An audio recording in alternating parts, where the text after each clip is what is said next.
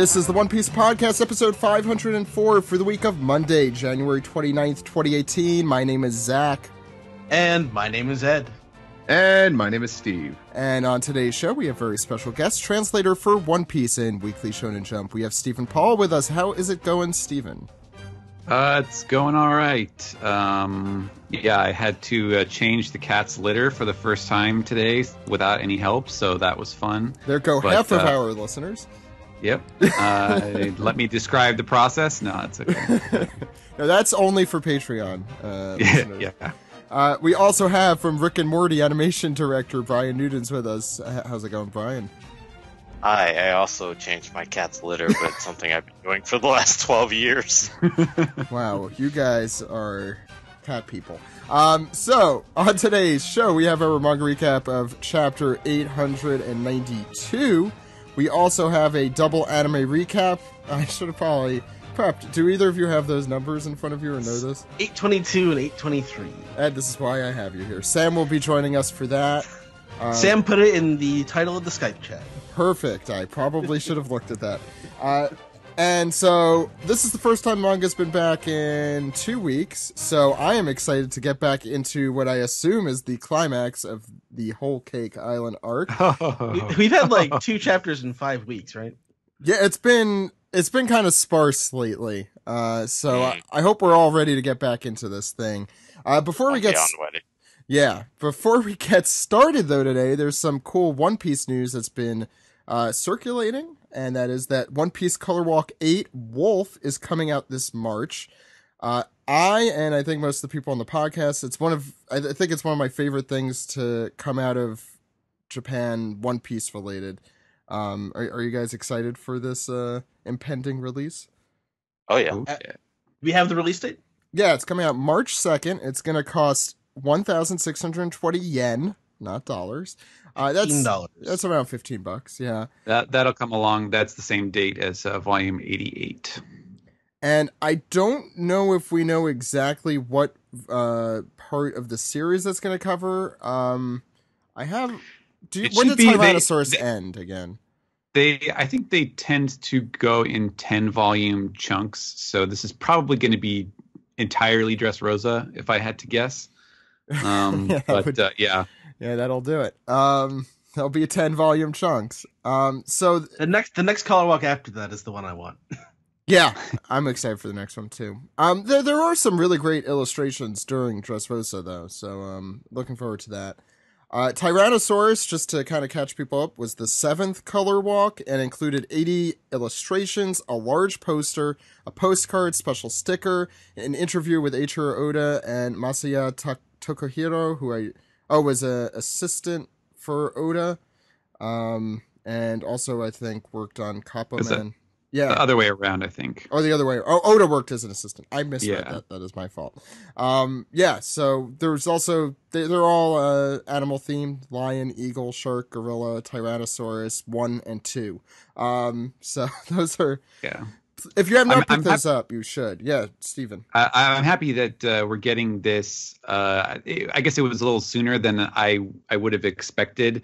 Maybe just some remembering going over the last one, but I'm happy about that because it does mean that the timing may work out. That if we're going to end up doing these 3-in-1 hardcover color walk compendiums, good transition. With the first one coming out this summer, I believe, July 3rd. Yes.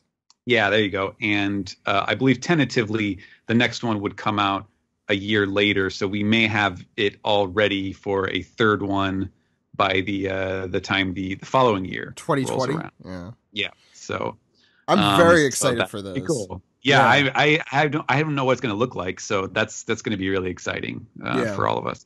Yeah. I can't wait to read those interviews that Oda has with his influences. Yeah, I don't think we ever did our Steven kind of goes through the interview thing with any of those. The old ones. Yeah. Did we do it with Tyrannosaurus? Yeah, we did it with Tyrannosaurus on Tyrannosaurus. Oh, right, you're right. No, I meant the interviews. I guess we did succinct versions of those, but yeah. I am excited to pick those up, so Yeah, there you go. Also want to remind people to subscribe to us on Patreon at patreon.com/One Piece Podcast. There's some cool stuff happening there. We posted the first of our 4-part series with Steve and Alex, which I, for some reason, dubbed Alex and Steve Eat One Piece, but it's more than One Piece. Steve, do you want to go through that a little bit? It's Alex and I, your two favorite bullshitters, eating One Piece branded food for the first time, and you get live reactions to that. The first episode is available for all Patreon subscribers, $1 up. The ones after that will be available for those $10 up, so please subscribe today. Episode 2 will be out probably tomorrow. Hopefully tonight, but probably tomorrow morning. Actually, when you're listening to this, probably it's out now. Is what that means. There's also our good friends Jammer and Dominic and Doctor and also Diego posted their latest Manga podcast, which is, I believe, exclusively available first on our Patreon channel, and it's talking about a movie that's kind of making a buzz at the moment. That is Your Name, and by at the moment I mean for the last few months. So if you want to hear their take on that movie, I would suggest to subscribe on Patreon. That's also for those $10 and up. So thank you all so much for those who support us. Keep it coming. And yeah, thank you for that. Why don't we get into our manga recap? You guys ready? Absolutely. Mm-hmm.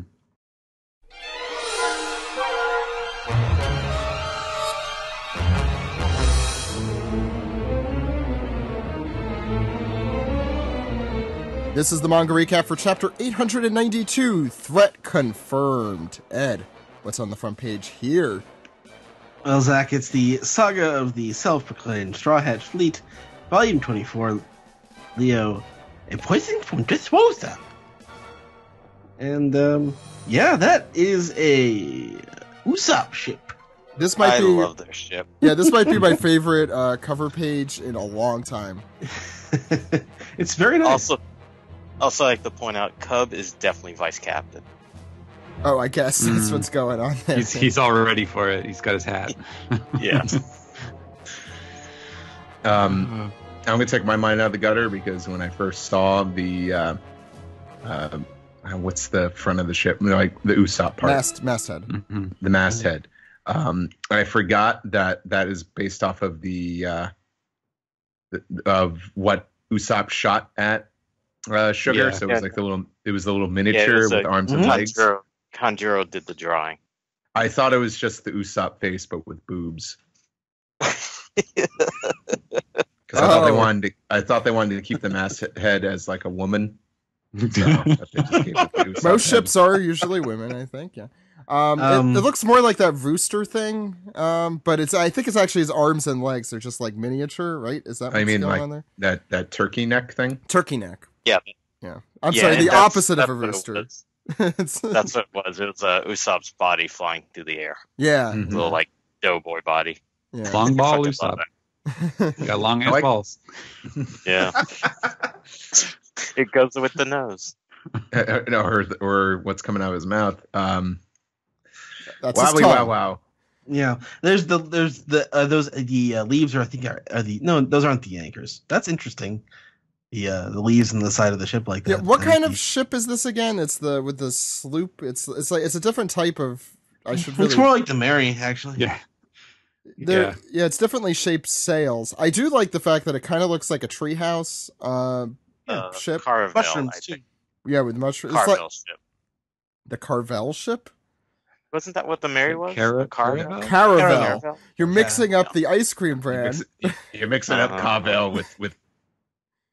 It's not Mother Carmel, damn it. Just in time for Talk Like a Pirate Day, we have Carvel ice cream pirate ship kicks. Yes. So it's like if the Smurfs had a pirate ship, this would be their pirate ship. They are Smurfs, yes. I mean, they basically are Smurfs. They really are. Yeah. They've always been Smurfs. Yeah. All right. Do you guys have anything else you want to mention about this front page? This is probably the best cover page in quite some time. Yeah, and Oda had to do very little for it. that's also of note. Okay, why don't we get started, Ed? Wait, Zach, was that a Yes. short person pun? Ed, What? I don't even know. I don't even know what you're talking about. Go ahead. You said he had to do very little for the cover work, and it's about the Tontadas. Oh, you see, the better my puns, the less I've actually put thought into them. I'm the That's opposite their of word. I'm the opposite of Steven. That's no gorilla. Okay, whatever. Ed, All right. So we start off with Nami looking very relieved. The whole crew is very relieved. And she said, "It's them. The ship is here, and the cake's on board." Jinbei and Brooke are very relieved. Chopper is barely conscious. Rabbit isn't. Carrot isn't conscious at all. Oh dear. So they say Sanji's group made a cake and brought it back, and Chopper like Sanji in his No, in his monster Chopper voice. I am looking forward to that actually. And Brooke gets Sanji with heart emojis. But in the meanwhile, Prometheus is like, "Mama?" And she's sniffing. She's just sniffing the delightfully sweet scent. And but who should it be? It's Bedge. And he says to, I guess to who's on his ship with him. He says, "Hey, there's your guys' ship. Your guys' Stephen? Use guys' Yeah, You yeah. I guys- think it's yous guys'. yeah. Hey, there's your guys' ship. And Big Mom, too. There's a pretty big fleet behind them. The ship's in bad shape, it looks like. Time for a battle, boys." Excuse me. Damn it. Hold on. Well, let's see you do this voice then. Okay. Nami, I've come to rescue you. That's actually a pretty good Sanji. That was amazing. Yeah. I mean, that's just straight up Eric Vale impression. Yeah, I was gonna say. So they've been on the run from Big Mom and Perospero for hours. It's a credit to them that they survived. And without that captain, and Sanji's just all over the place spinning in circles. He's a DNA man. He's a double helix.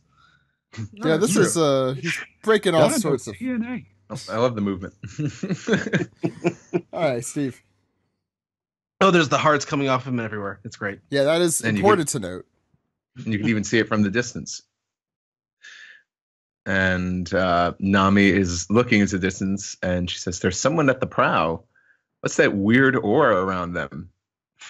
And Jinbei, Mr. No Sense of Humor, says, "Whatever it is, it's not hockey. That's Beige's ship. Why?" And we go back to the Perospero chase gang, and this is Barbaros, right? Or Bavaroy? Bavaroa. Bavaroa. Bavaroa. Bavaroa. Bavaroa Figueroa. He says, "Someone's just dancing on the prow." And Perospero is, "Perrine, well, they've managed to recreate that wedding cake. If that taste is good enough, it should stop Mama fit in its tracks. But Beige is there. That cake is bound to be poisoned." And we cut back to Monster Chopper, who's looking at Prometheus in the sky. "The attacks have stopped." And he pants. He says, "I thought we were done for." Are you doing the And- 4Kids monster chop, or what is it, the human point chopper? Heavy point Heavy chopper? point chopper voice. Yeah, remember how fun that was? Just kind of what that sounded like. Okay, go ahead. But anyway, Perospero suffers through more inner turmoil. Says, "Should we destroy the cake? No, then we'll have nothing left to stop Mama's hunger pangs. The nation will be destroyed. But if the cake is poisoned and Mama dies, so does the country and our pirate operation." And we cut back to the fire tank pirates. We have a full moon in the sky. I mean, we knew that, but there's a full moon in the sky. Always important to note. Thank you, Steve. I just wanted Zach to know that. Yes, I very much appreciate This it. is a Blackleg. You've got a deal. We'll handle the cake from here. And this is Beige as well. He says, "Like we agreed, there's no aggression until Mama's eaten her fill and is satisfied. But after the meal, I'm free to do as I please."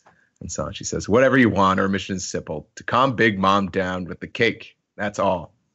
And Chiffon says, I'm sure it'll work. And we have Pudding says, hey, Sanji, dear, hurry the hell up unless you want to die. She summons Rabian at top speed, and they fly off. She says, fast enough that Brother Peros and Brother Bavaro don't notice. Got it. As we have Sanji wrapped up inside Rabian. Which is a reversal from before. Yeah. Go ahead. I wonder if Pudding is mad because Sanji's just been debasing himself over Nami at the front of the ship. Things are going to get worse. Yeah. Well, it's very tense. She's like, hey, Sanji, dear. Like, the only part with the emotion is the part where she says, dear. I think it's more that she always does that, though. I think she's more just like, emphatic. You know, she's realizing the situation is coming to a head here. But the other theory, I think, is very, valid. You gotta see where that goes. Yeah, She's the woman. She's the lady of a million interpretations. I mean, I just don't care about the interpretations anymore. She's Pudding. Let her do what she wants to do, whatever. Where are we, Brian?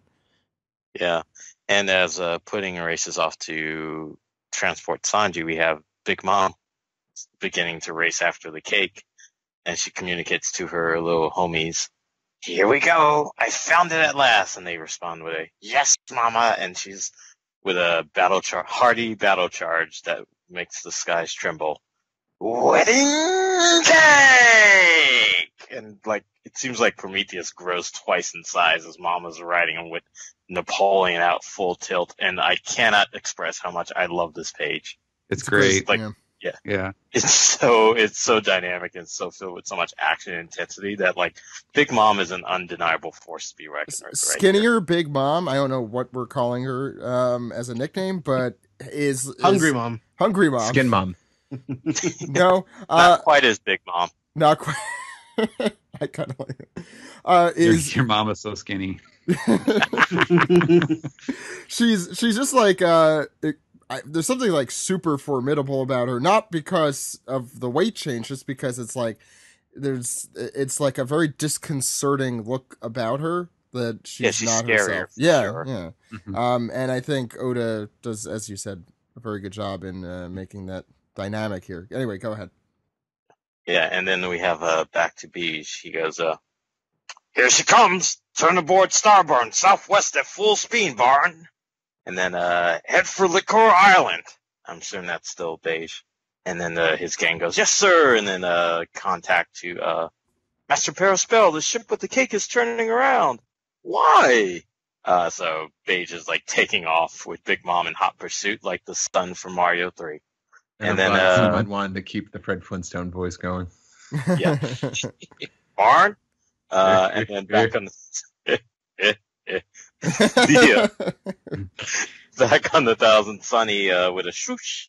And then Sanji and Pudding return. I'm back, and then these original Straw Hats or the confirmed Straw Hats go, Sanji and Pudding. I love that panel. I think somebody, it might have been Kelly on Twitter, was saying send the giant flaming sun to the island full of alcohol. What could go wrong? I really hope that is how that pays off. I'm doubtful about that, but that would be really cool. It would be pretty good if that's how it's. Oops, there goes. Who's the minister of Liquor Island? We know that one, right? Or no? I could look it up. So. I'll look it up. But up. It's also funny. It's also funny because Gang and his group are kind of a Prohibition era mobsters. And they're going to Liquor Island. Yeah. Do we know the minister? I'm looking. I'll once. Who was it? Charlotte Moonshine. I'm saying, so if we haven't met them, I can't wait to meet this freaking wino. Well, I'm gonna. Oh my god! I'll look it up. Stephen, go ahead. Okay, so here we have the emotional reunion. Everybody is just they're all glomping on Sanji here. They're glad to see he's safe. He's glad that they're safe. They've been on the run, just escaping by the skin of their teeth this whole time. So you can really feel the emotion here, and so Sanji can feel something too because his eyes are popping out of his head. Uh, I gotta say that face that he drew with Sanji in the top left panel in that page is really weird. Like it feels like a scribbled in your middle school notebook kind of face. But then you see what he's looking at with Nami's tear streaked face, and she's got the little petite little drop of snot coming out of her nose, looking very cute, and that sends Sanji into overdrive, and he responds to something that she didn't actually say. He says, "I love you too, Nami," and goes into one of his little twirling contortions, and you can see in the background Nami just sort of zips out of the way. I think he's trying to hug her. Yes. Yeah, I think he is too. It's like it turns into one of his like Mellarine little things there, and so meanwhile. They're wondering, well, why did you come back on Bedge's ship? And Chopper notices that they seem to be heading somewhere else. So Sanji explains that after she eats the cake, nobody really knows what Mama is going to do. So they're going to take it to a nearby island. And someone's like, what? You mean like bait? Wow. When did Capone get so considerate? But Sanji says, no, it's apparently he's still got this assassination plan in his head. So, but hey, as long as I save this ship, as long as I save you guys, that's fine with me. All he has to do is keep Mom away, and that's all I care about. And on the next side of the page, wait, Sanji was recovering from a nosebleed. That is true. Yes, he's got it plugged up there, looking cool. Just a little bit. And he's taking stock of the state of the Sunny, which is really looks like shit right now. There's just the boards are torn up here and there on both sides of the to be the fair, cabin. it looks more sails burnt. It's more superficial, like significant superficial damage, but superficial. Yeah. Damage. This looks like stuff that Frankie would be like, oh yeah, I'll whip it back into. Remember, he made a bridge out of nothing in the middle of Thriller Bark, so classic, a fancy bridge. Anyway, go ahead. Chopper is apologizing for failing to stop, or excuse me, Jinbei is, and Chopper says, "Don't be silly. We never would have even survived without you." And Sanji's like, okay, we can do all this later. Let's just go. Where are Pedro and Carrot? And Nami doesn't know. She's getting ready to deliver the news, but Brooke steps in and he explains like, "Oh, they're sleeping. They're exhausted, so they're resting somewhere else. Both of them." You think the guy who's literally dead would be able to talk about death? Yeah. Well, it's like a steamed hams gag here. It kind of is. I feel like this is probably more just like Oda being kind of saying like, yeah, Sanji would probably want to know where they are. He would be curious if they couldn't give a good answer for what happened with Pedro, but he probably also didn't want to devote a whole bunch of time to. I feel like this is I feel like this is also set up, but I guess we could talk about that later. It could be, yeah. Look at Chopper in that panel though. Very clearly, they don't. They're not going to address the dead leopard in the room. But so it's my favorite pen from the 80s. The dead leopard, yeah, I know. Yeah, dead leopard. Oh my god. DED. So meanwhile, Barbaroa is asking Brother Peros what they should do because now the two ships are separating and heading in different directions, and it's time. It seems like it's time for Prospero to make a decision here, and that is when Bedge calls him and he demands to know, "Bedge, you knave, what are you up to?" And Capone reassures him, not at all threateningly, "Don't worry about Mama's hunger pangs. We'll handle that. She'll eat her fill of cake, and we'll make sure she calms down." And of course, he's not buying it. "Liar, traitor!" By the way, this is like one of those things. It's like someone who lies about something that they don't have to lie about just to get them like, "Oh yeah, it's totally not a poison cake, but it's actually not a poison cake." But okay. What's Brian? Yeah, and then Beige continues with that conversation. So go ahead and chase Straw Hat, knowing that all is well. And Perisparrow on the other end is like, how dare you! He cuts him off on the Dendemushi. It's just Beige being And he smirks while he does it. Look at him. I love Beige. He's my favorite. But and then Perisparrow freaking out on the other end. I guess the decision has now been made for him. He says, follow Beige, Pervarios? Pervario? That is You follow Beige, you. No. I'm 100% positive he's plotting to kill Mama, and so and he's like, he's probably already waxed pudding. I love it. It's like everyone's a gangster now. Waxed. And then waxed him. And then brother Barvarios goes, Brother Peros, what should we do with Straw Hat ship? And he's like, it'll sink a Cacao Island anyway. Besides, come in, Smoothie. Are you following us? And Smoothie goes, right in your tail, brother. You folks stick to the Straw Hat ship. Bavaros and I will go after Mama. And Bevaroa? Yeah. Bavario? Beverage. Baba boy. Wait, that's all. Bavario, no matter what.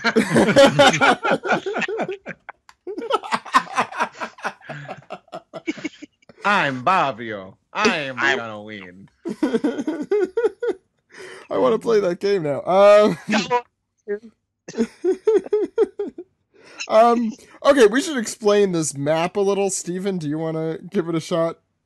Okay, yeah, sure. So on this, you can see in the direction that everyone was heading, during this chase sequence, that the Thousand Sunny is still going the same way that the rest of the fleet was, and Smoothies with the Black Arrow, her ship or her part of the fleet or whatever this is, will continue chasing them, while you can see that coming from the other direction, Bedge has now siphoned Big Mom off to the side, and Prospero and Bavaroa are going to follow them, presumably towards Liqueur Island. Okay, thank you. And there's lots of chibi heads, which are fantastic. Yeah. Yeah. Brian, please resume. Okay, and then we cut back to Smoothie's ship with her followers. She's like, got it. You could have just done this from the start. And then one of the other two sisters of the half long leg female Big Mom crew, Citron and Cinnamon, who are the 15th and 16th daughters. I believe it's pronounced cinnamon. Yeah. No. Cinnamon is the Winamon. Oh, Jesus Christ. I think Steve already determined that these are their name altogether is the Single Ladies. All the single ladies. Yeah, doesn't Smoothie look like Beyonce anyway? Yeah. All the single ladies. So put your legs up, your long freaking legs up. Yeah. Very long. I want to talk about long legs later, but we can do this after a chapter. But yeah, so we got Citron going, it's been one pointless runaround. We should have just stayed standby at Cacao Island and enjoyed some chocolate and tea. And then Cinnamon goes, you're so impatient. Men are idiots. And then the Smoothie What checks voice was that? It's like a mix between, I don't know, some East New Yorker or what's her face from My Fair Lady. I have never met anyone anywhere near this city who sounded like that. Well, now I am less attracted to a cartoon character now. So Yeah, thanks, you're Brian. welcome. Actually, yeah, you did a service today, Brian. Yeah, because we all know Step that me back was in reality. And then Smoothie goes, no complaining, everyone. Everyone prepare for battle. And then her crew of jolly men mostly goes, yeah. No, they go Yarg. Arr. Arr. Okay. Well, So, I love this group. We should probably I love unpack the names this. too. what Yeah, is that's fun. What is Citron stole her badge from Capsule Corp, and I Yes. think Cinnamon raided Princess Vivi's old wardrobe from back when she was Miss Wednesday. Mm-hmm. What is citron? Is that It's just like citrus? a citrus. It's like a citrus fruit. Okay. It's a All right. specific fruit, though. So Citron, that's her birth name, but her stage name is Porchemia Penis Face. Yeah. Well, I think you called that out. Because if you guys don't remember, both of these women were at the tea party during the wedding. Oh, they were.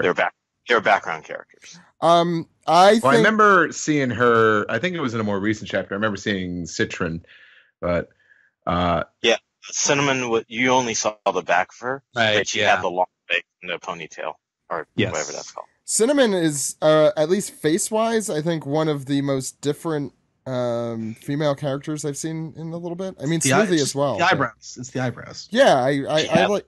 She has like Gundam Wing-esque eyebrows, almost. Almost, not quite. Yeah, so props to Oda there. We criticize a lot, so we should also compliment when he does that well. Okay, let's move on. I'm sure we have more thoughts about that, but we cut back to the Thousand Sunny, where Nami is yelling, "They figured us out!" Realizing or hearing now that they know about Cacao Island. So she is wondering, how are they supposed to meet up with Luffy now? And this is Jinbei, I assume, saying like, that's right. If I had a guess, Cacao Island now has a barricade of ships around it, and they've confirmed us as a rare true threat to them. And that this will be the last and biggest obstacle to overcome. Now we're going to get to the climax. We're never going to get there, guys. This arc will just continue to progress upward. Anyway, and Sanchi's saying, our defeat is certain if we fight a fleet. What an interesting line from a crew that seems to just say, fuck it in the face of everything. But also, it's interesting the fact that he's the one delivering that line, considering who's still missing from this equation. Yes. Well, we'll see him shortly. So we cut back to Beija's ship here with the full moon and the full sun of Prometheus over it. One of them slightly closer than the other. And Capone's talking with Chiffon, saying, "Are you sure you're okay with this?" And she says, "Yes." This is one hell, and he responds that this is one hell of a task we took on. If anything, we're having a hard enough time just escaping, let alone assassinating her. I mean, I don't know why Capone thought this would be so easy. Yeah. I'm not. And you see the fleet in the background saying, "After them!" With the little slimy, what are we calling? The sea slug, candy sea slug. Yeah. It's his version of Smiley, who I have to say cuter than Caesar's Smiley. Also, where's Caesar? Good question. Anyway, Chiffon responds that this is what it means to repay a life debt. Don't worry, trust in the cake's flavor. The cook's work is truly incredible, and even Capone and Vito and Gotti. Vito, I love, is so excited about this. He is swinging his guns into the air, and I hope to God just shooting randomly. Yeah, he's Yosemite Samming it. Yeah, like literally, and like doing that thing with his legs that Yosemite Sam does. Anyway, they're very happy. It's like, and Capone says, "That's what I love about you, Chiffon." I don't know. Okay, whatever. We now go back to the Thousand Sunny, where we see a different group is chasing them. It is General Smoothie's ship. A lot of people have been wondering, will Smoothie do anything? This is our time to find out. Maybe not this chapter, but soon. Sanji. Well, it's no coincidence that they're currently fighting, the two remaining generals. So yeah. I mean, I think Oda's. We'll talk more about that at the end. Just to get through the chapter, though, Sanji is asking how far is it to Cacao Island. Jinbei, I believe, responding here that's over 3 hours, and so they should be arriving just on time at 1 a.m.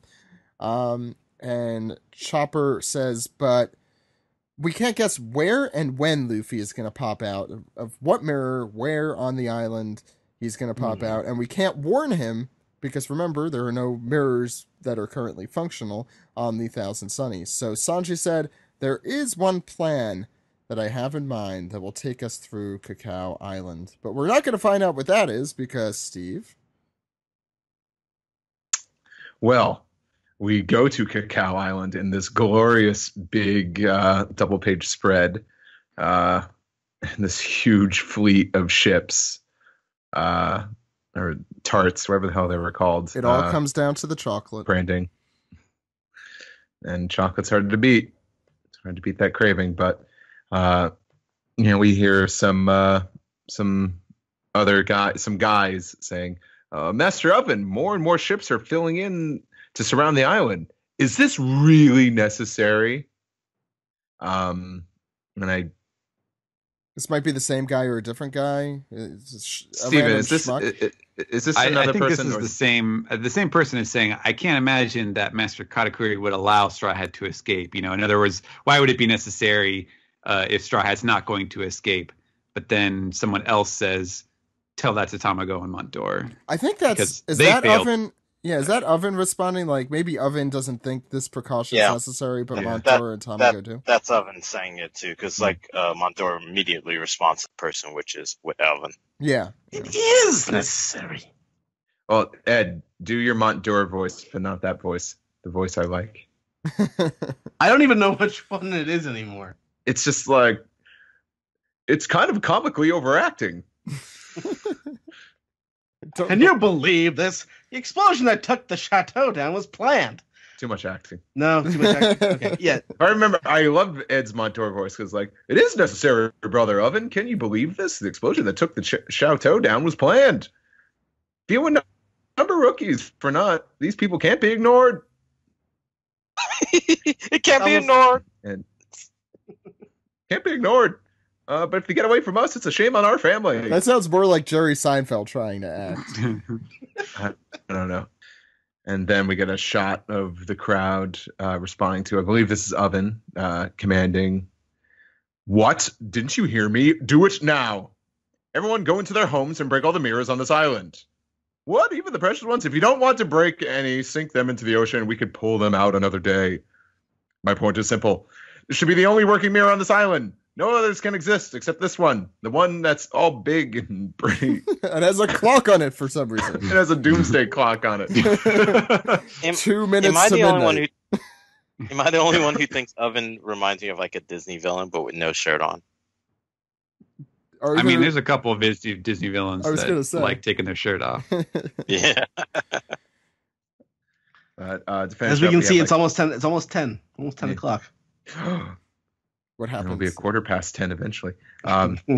But we have a huge crowd of Cacao Island citizens surrounding this very pretty mirror, and Oven continues as he poses in front of it, motioning towards it. He says, "If anyone should allow Straw Hat to escape via their own mirror, the entire family will be executed. Now go."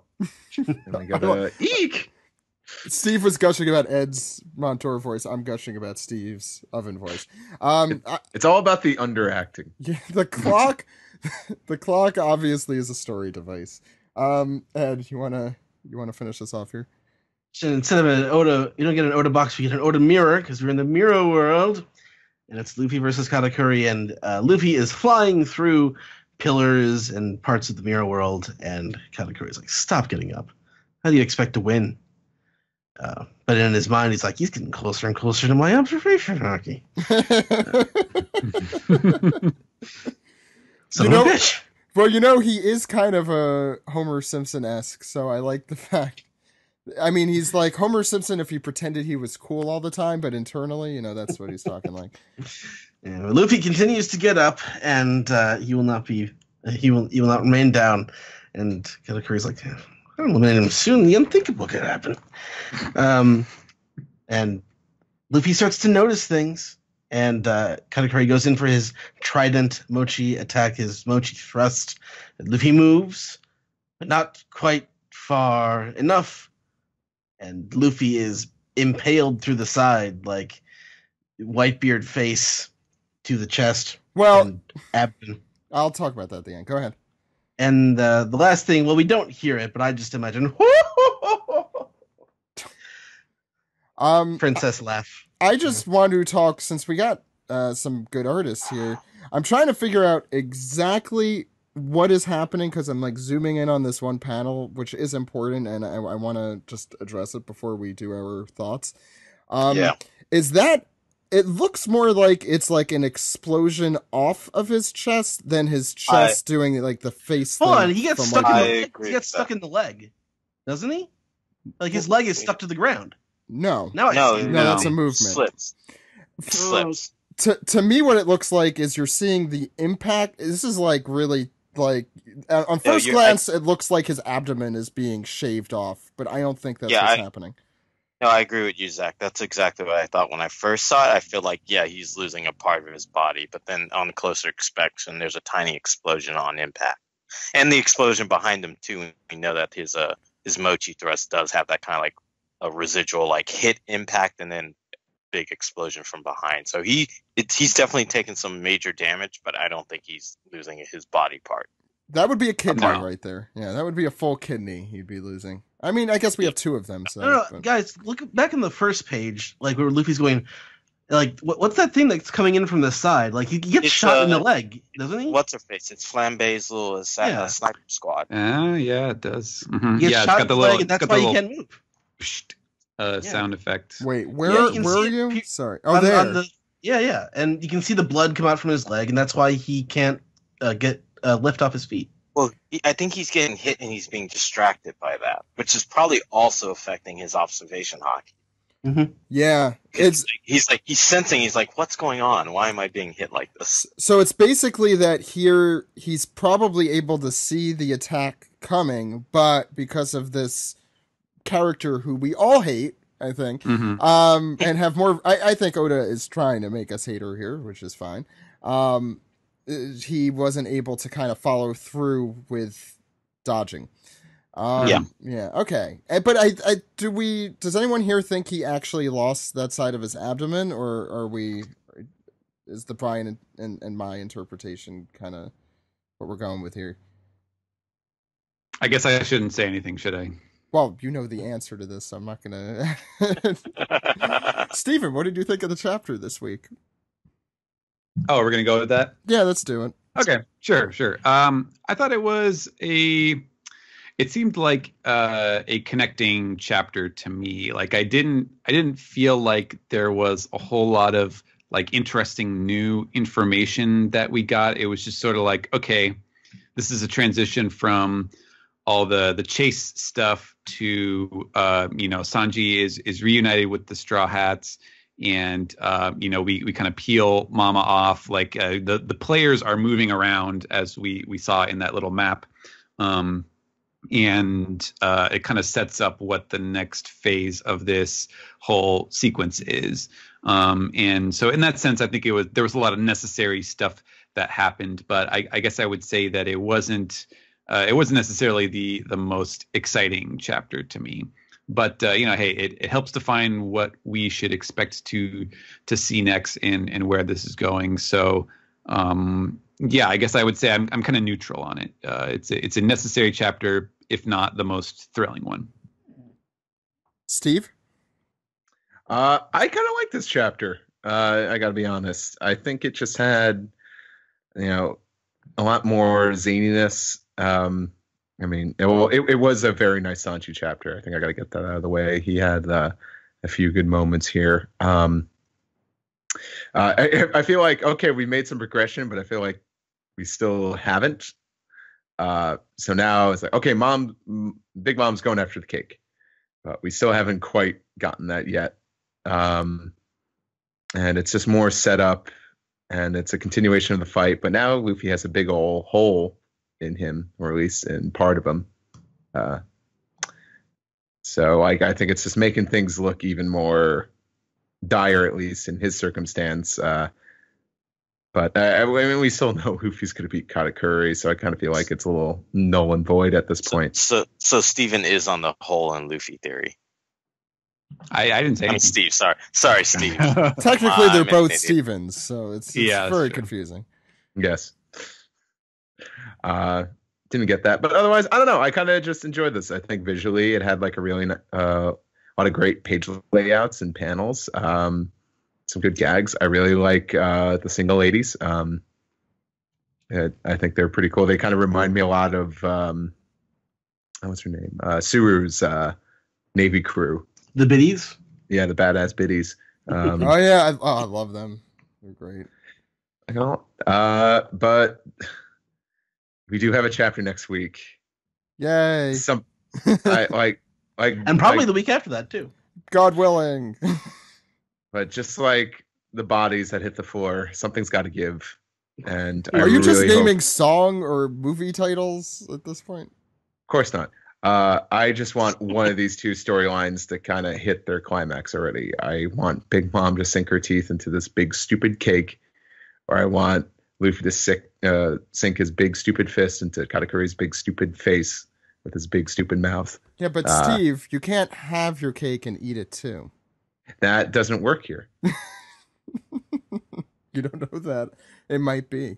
Actually, that kind of does work, but shut up. So,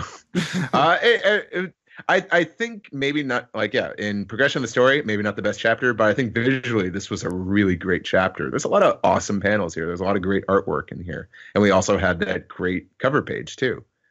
Artistically, this was a great chapter. But progression-wise, I think we're still kind of spinning our wheels here. Ryan?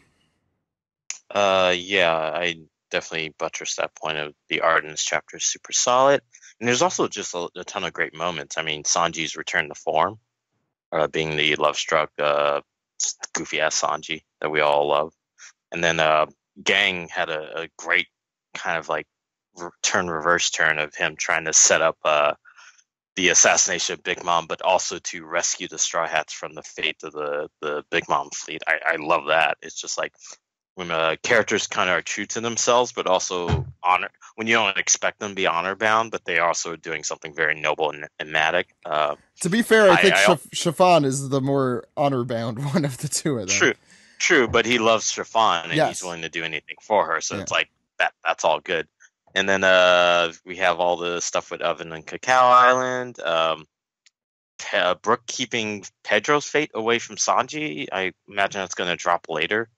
And also, yes, the single ladies are great. And Luffy's tremendous injury at the end of this.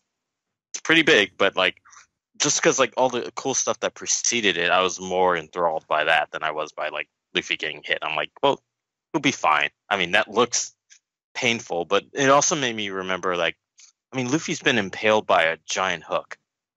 He'll just get some meat in him, he'll be okay. I mean, I'm sure, like, or milk. If he is, or milk. Even if he is missing a hole in his body, he'll probably just eat some meat and it'll go right there. And that's how biology works in this series. As Oda said in last week's volume recap, the Straw Hats are some weird people. Yes, they are. Oh, should I talk about my long leg stuff now? Oh, I don't know what it is, so sure. Okay. Yeah, go ahead. So, yes, please. So I know I tweeted at the podcast, but I don't know if you guys mentioned this or not, so sorry. I'm pretty sure Katakuri's a long leg.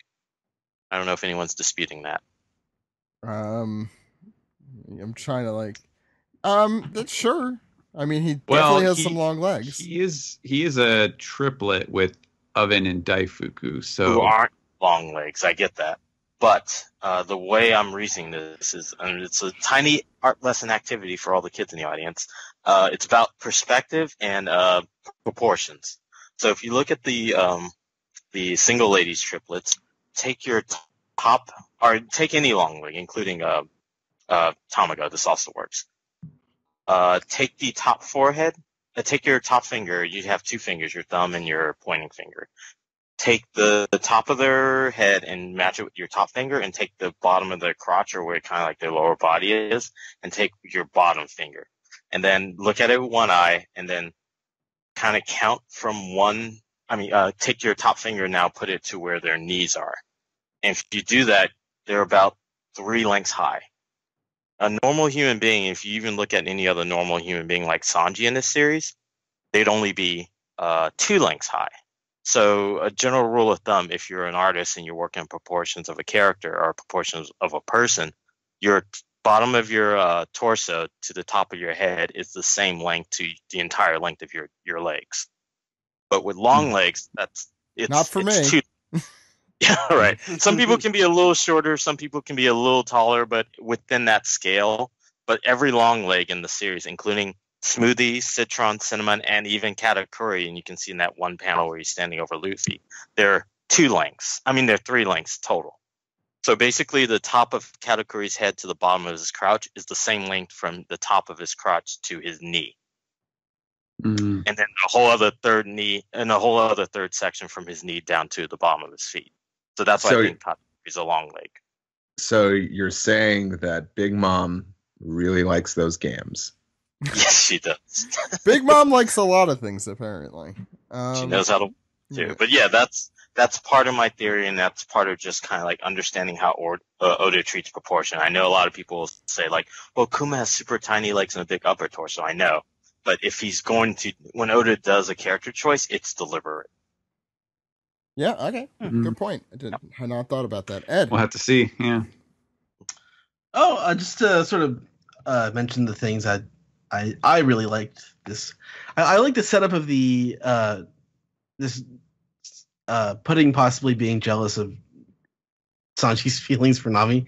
I'm curious where that goes. I mean, I'm not really invested in where it goes, but I'm curious to see what kind of gags they make up out of it. But other than that, there isn't much else that you guys haven't covered. But just to say that Big Mom looks utterly terrifying. She's like the best part about this chapter. The relationship with Capone and Chiffon is another highlight. And Chopper's face when Brooke is lying about where Pedro is heartbreaking. But other than that, it's sort of, as Stephen was saying, we're putting people into place because we've had these sort of static character groupings for the last little while now. So these groupings are being broken up, and the stories are going to resolve not together, which is interesting. And as I mentioned before, it's not a coincidence that the Straw Hats are going to be fighting the two remaining Sweet Generals. So yeah, that sort of makes more. No, that's what Katakuri and Smoothie. And they already beat Oven. Cracker. And no, because weren't there 4 Sweet Generals and one was defeated. Yeah, no, but I'm not. Oven is also someone that they probably have to defeat, though. That's true. That's true. Maybe, but I get what Ed's saying. He's not one of the. Yeah, no, yeah. That was I was stepping over Ed and being incorrect about things. Yeah, I have a few things I want to say. First off, I love this chapter, and it's probably wrong. The reason I loved it is just because I missed One Piece. It feels like so long. Even though it's been like a normal break, but we've had a lot of breaks recently because of the holidays. So it's just, I feel good to be back with the crew. Even though it's a somewhat desperate situation for some of them. I had one qualm, and I'm curious if anyone else thought this way. I don't mind seeing Sanji's lovey-dovey side, especially since it's been a little while. But the Sanji-Nami reunion is really a reunion since she slapped him in the face. And that was a really important moment. And the first panel with her staring up at him was great. I love the shit out of that panel. It's one of my favorite panels in this chapter. But I was really, for the first time ever, hoping Sanji would have a somewhat serious reaction. And even if it were then followed by that one panel of just him going Zazoom, I just wish were replaced by something, slightly more sincere. Yeah, that might be coming later when the entire arc is resolved. This was the time. This was the time for it. It should. You're right. It should have been, considering how serious Nami treated Sanji when he essentially betrayed them. And this is supposed to be the resolution of that. Exactly. And I'm fine with everything else. I would just replace that one. If it were me, I'd replace that one panel with something more sincere. And I'm disappointed that kind of didn't get resolved. I mean, for Nami it does, kind of, but not for Sanji. I feel like Nami deserves more. And even if that's just a look, some small gesture besides him being a pervert. But, it is what it is. Or just swooning, or whatever word you want to use here. Yeah.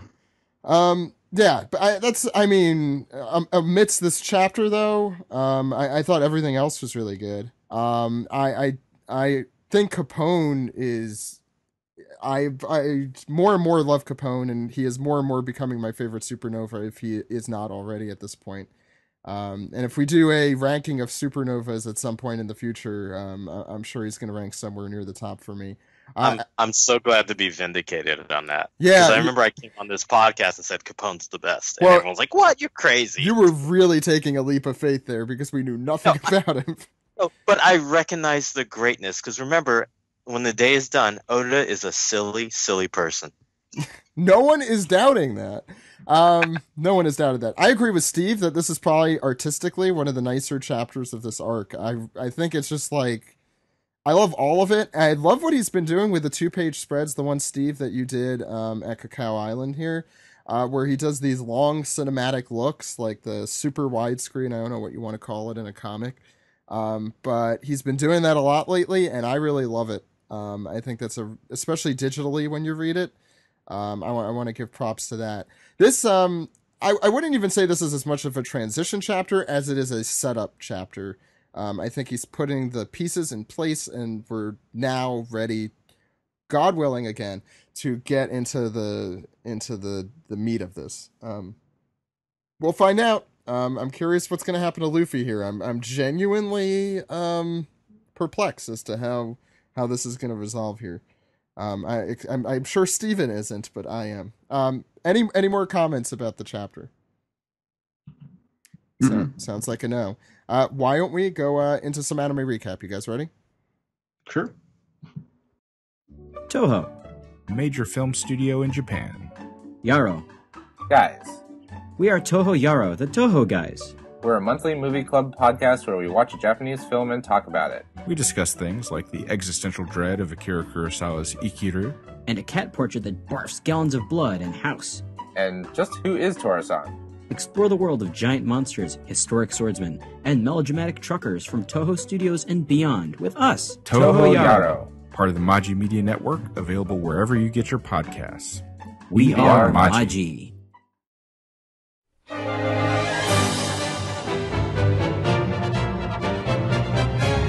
This is the double anime recap for episodes 822 and 823. I'm your host Sam, and today with me we have, once again, we have Ed. Hello. And joining us again, we have, for the first time in a little while, we got Steve. Hi. Hey, Steve. Can't remember the last time you were on. It was probably not that long ago, but it feels like a long time. Long enough. This first episode is 822, Deciding to Say Goodbye, Sanji and His Straw Hat Bento. And the title card begins at 3 minutes and 42 seconds.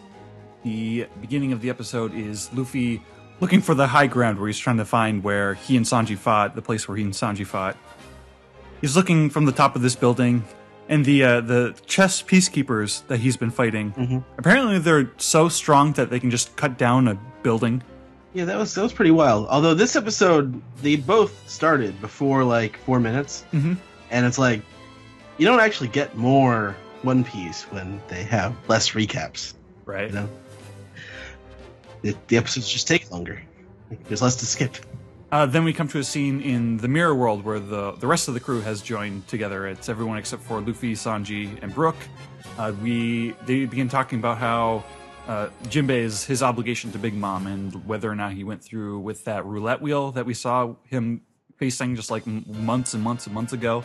He basically sensed that it was full of malicious intent, and Pedro backs this up, saying that that thing is made to kill whoever spins it.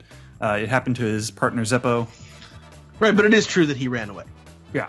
So instead of instead of dying. yeah, there's just no way that even Jinbei, who's as honorable as he is, as willing to make sacrifices as he is, he did not think that it was a fair trial. Basically, we come to a scene with Big Mom and Brook, and we've got Prometheus like applying a band-aid to his cheek. How's that work? Yeah, like he's got this little hole in his face, and he's trying to put the bandage over it. He's like, it's a lot deeper than it looks. And Big Mom is saying, instead of talking about how weak you are, let's talk about how strong this little guy is. And she's like dangling him on a string. Brooke's like wearing like a dress or something. No, he's a Terabozu. He's the Right, thing right, that right. they hang from the porch. Yeah, and she's saying, "Oh, I'm gonna carry you around instead of just putting you in a book for a while." Pudding's in this room too with them because it was Big Mom and Pudding in the episode before, so I guess they've sent some bar girls to Jerma's place to keep them busy. And Pudding mentions that she caught Reiju snooping around, and Big Mom's talking all, "Oh, you didn't kill her, did you?" And Pudding's like, No, I just wounded her and I erased her memory. But she's a lot smarter than she looks. But she got Pudding got to test out the candy jacket bullets. And so now she's confident that these guns that the Big Mom pirates have will do just fine in riddling the Vinsmokes with holes. Now for the exposition. Let's get to the plan for tomorrow. I really like this scene. Like they sort of talk about the plan to assassinate the Vinsmokes, and like you see them kind of stylized in these like silhouette, two-dimensional cutout looking things. They're like shadow people. They're like the stagehands in traditional Japanese theater. Right, and so they're reenacting this plan. The idea is that they're going to come to the big, you may kiss the bride moment. Sanji's going to lift her veil. As far as they know, Sanji has no idea about any of this. Sanji's going to theoretically lift the veil, see her third eye for the first time, panic and be taken aback, and that's going to be Pudding's chance to put a bullet right in his forehead. And Big Mom's like making it very clear. She's pointing to the spot between her eyes, right between the eyebrows, right between the dumb swirly eyebrows. That's where you shoot them. Yeah, and they're doing a good job of playing up that Big Mom thinks that the eye is ugly and creepy. Well, yeah, I mean, at this point in the story, like it's still kind of like a subtle detail that you're not necessarily meant to latch onto yet. Yeah, but when you know what's coming, it's like, oh, okay, it's been like that. I just like how like Big Mom gets into like acting she it out reenacts this whole herself. thing, yeah, like she's imagining the guns pointing at her. She's like, oh, me? Like, you're gonna shoot me? And I like I even like how like weirdly like Pudding's kind of going with it too. Like it's kind of, they have these moments in this conversation where like it's this mother and daughter like actually getting excited about something together. And I almost wanted there to be just like a note at the bottom of the screen says reenactment, dramatic reenactment. Right. Yeah. Dramatization may not have happened. Yeah. It was funny seeing Big Mom yuck it up just as much as Pudding has in her big reveal episodes ago. Yeah, and there's lots of talk of how much blood there's going to be, and then they're going to have tea. That's the important part where they get to celebrate, having stolen Germa's military. And we come to a meeting room scene between the children of the Charlotte family. They're sort of getting each other the information. Like, okay, we've caught this Straw Hat, we've caught them. They're in prison. This one should be dead, etc., etc. There are rumors that the Nami and Luffy got out of prison with the help of Jinbei and Charlotte Opera, the big white guy who's in charge of guarding that prison cell. He's like, no. They tried to get out, but I burnt them alive because they didn't have the information Mom was looking for. And he's trying to cover his tracks. He doesn't want to admit that he let them escape. And I love this sort of moment that Montdor has to have where he's like, okay, I trust you, Opera. And then everybody leaves. I don't trust Opera. It's like that Arrested Development thing. It's like, what was it? Lucille. It's like, I don't trust Job. Or I don't like Job. I don't care for Job. Yeah, I don't care for Job. Yeah, I trust you, Opera.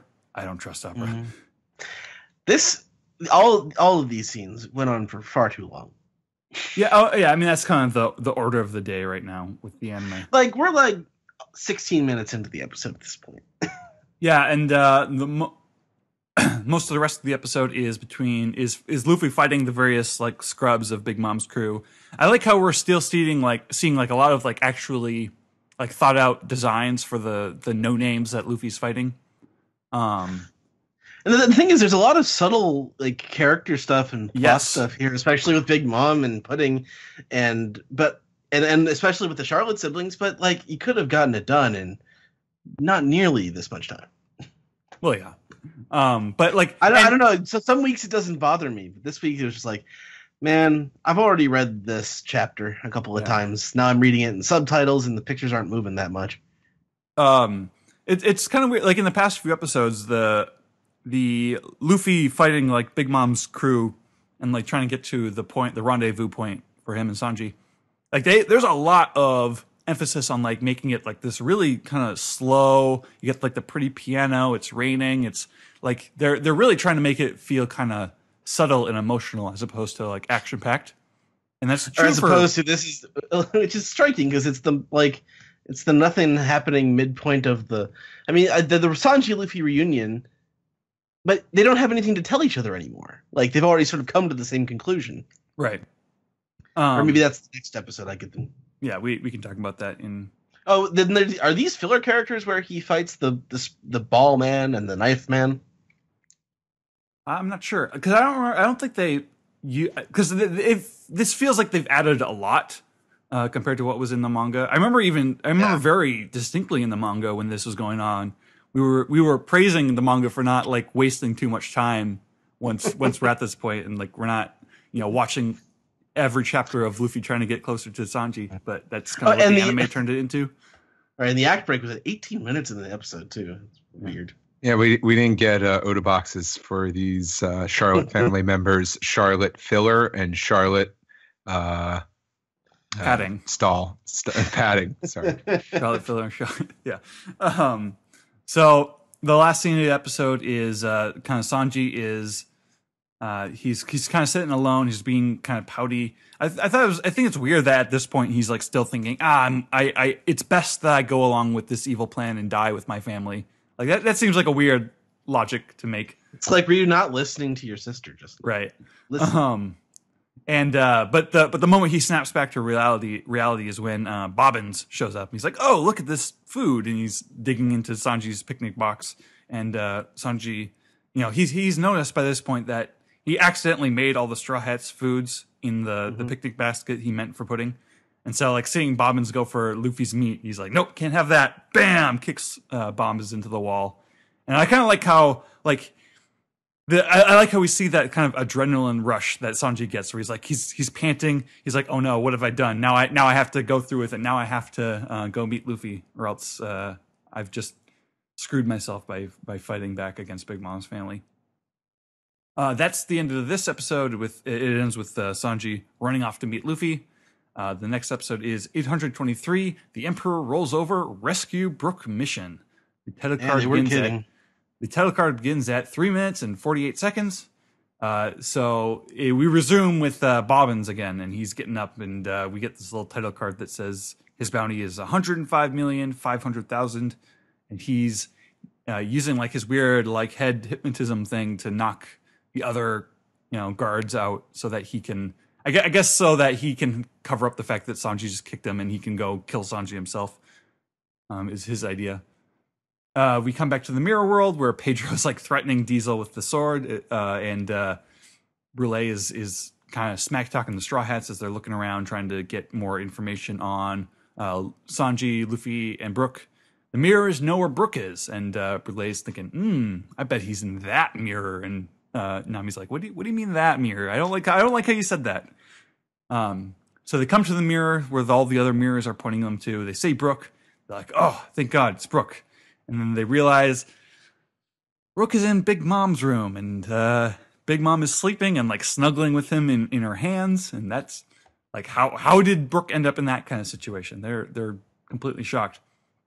And Brule is having this moment where she's saying, "Oh, I know how to get your friend loose, Mom. It's me." And she's like trying to wake Big Mom up and get the Straw Hats pummeled, but they beat them up. They beat Brule and Diesel up and gag them. And so, does everyone remember what happened with Jabra?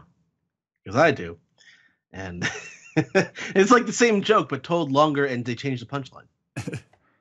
So we get a sense of like how scary of a situation this is, because in Big Mom's room there's a fly buzzing around and like annoying her and waking her up, and she just completely smashes the fly and just the whole ground shakes, and she misses it, but she goes right back to sleep. There's even I haven't seen someone get that disturbed by a fly since Breaking Bad. There's a moment where Brook wakes up and he's like, huh? Oh, it's just a fly. And then he goes right back to sleep. Like he's a little too comfortable. There's so many gags. Like I was tired of the gags. Oh man, I thought this episode was so funny. we got I guess. Prometheus, Zeus, and Napoleon. They all kind of wake up and they all gang up on the fly, and it's like zapping. I can't remember. No, it's not. I was wondering if this was the first time we saw Napoleon's sword form, but it's not. But they all just completely destroy the fly. Actually, I think the fly is still around throughout the episode, but it's somehow indestructible. yeah. And we get like this like Nami, Chopper, and Carrot, like they have a ton of like really great reaction shots together. Like there's this moment where they see what the homies do to the fly, and and like their ghosts just like pop out of their mouths. Well, they get like the really serious face. They do like 3 good face gags. There are so many funny faces in this episode. So this is the eye catch. The eye catch was really early in this episode. They're like figuring something out. They're in a huddle. They're like, more hair maybe. And Jinbei's like, all right, how about this? And they've put together this like dummy skeleton. It's a skeleton that Jinbei just found. Skeleton. Yeah, it's a real dead guy that Jinbei just found around. Yeah. So Jinbei's got it all sorted out. We've got the skeleton. Jinbei puts Brûlé in like the halfway point between each side of the mirror, so that they can just go through the mirror without having to hold on to her. They sort of introduce this conflict that they set up this thing where it's like, okay, challenge number 1. And then the first challenge is Chopper, and Chopper's got the dummy in his bag, and he's trying to go over to Brooke. He accidentally kicks a rock, and then, okay, everyone's good. Then he sneezes, and then Big Mom like smashes the ground again, and Chopper goes flying, and he's terrified. He's crying. He's so scared. Challenge number 2 is Carrot. She's trying to like dodge. And there are title cards for this, and the characters announce that it's challenge number 2 or 3 or whatever. Carrot's challenge is that she has to like dodge Big Mom's like snore bubble that's like getting big and going small, and she gets knocked away by the bubble, and Zeus starts to wake up, and she has to pretend to be a stuffed animal, and she puts on this super weird face, and then Zeus just goes back to sleep. But then eventually he's like waking up again, and like Carrot's faces are just like super really funny. Challenge 3 is Pedro, and Pedro's whole thing is that like he fantasizes about just doing it perfectly, and like everyone's calling him Pedro or Penny or whatever. Just Carrot. Hey, bro. Yeah. Only Carrot is doing that. Well, Hey, Chopper bro. wants to call him Big Bro Pedro, and Carrot wants to call him Pedro in his fantasy. But then like immediately Big Mom is just rolling over and like nearly punching Pedro. And Pedro's out for the count on that one. But Brooke just falls and he like breaks his neck. Like it's hard to really describe like how great the comedic timing in this episode is. Challenge 4 is Nami.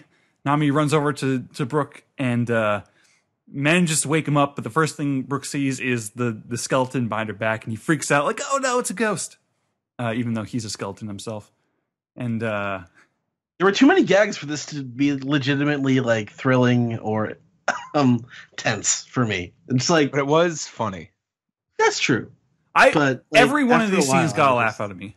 Like I was rolling with it. I was not feeling it today. And at this point, was Brooks freaking out. He wakes Big Mom up, and Big Mom just reaches up, grabs Prometheus, slams him down. Huge fiery explosion. But thankfully, Big Boss Jinbei is here to save the day. He swoops in, he grabs them, they get out, and they've got Brooke, and it's big celebration. And then the last scene is Luffy is basically he's in the field where he and Sanji fought now, and he's kind of dealing with Big Mom's children, and we've got one of Opera's brothers. I'm guessing like the third one that we haven't seen yet. There's far too much of all 3 of them in these 2 episodes. Yeah, well, I think Luffy's like going through them all basically. Mm. And Luffy's punches are like barely doing anything against him. And part of that's because he's so hungry and tired at this point, but also you kind of get the sense that this guy is pretty strong. And juxtaposed to this is Sanji and the dog. Like he's taking the picnic basket. It's raining. He's got the dog that he's trying to peel away from the food. It's basically a callback to when Sanji was a kid and he was taking that picnic basket to his mom, and the dog would get on him. And I like the Luffy Sanji bits in this. Yeah, and the last scene is like Luffy basically, as far as we can tell, losing his fight. He gets knocked out. He gets punched, goes unconscious right against the ground.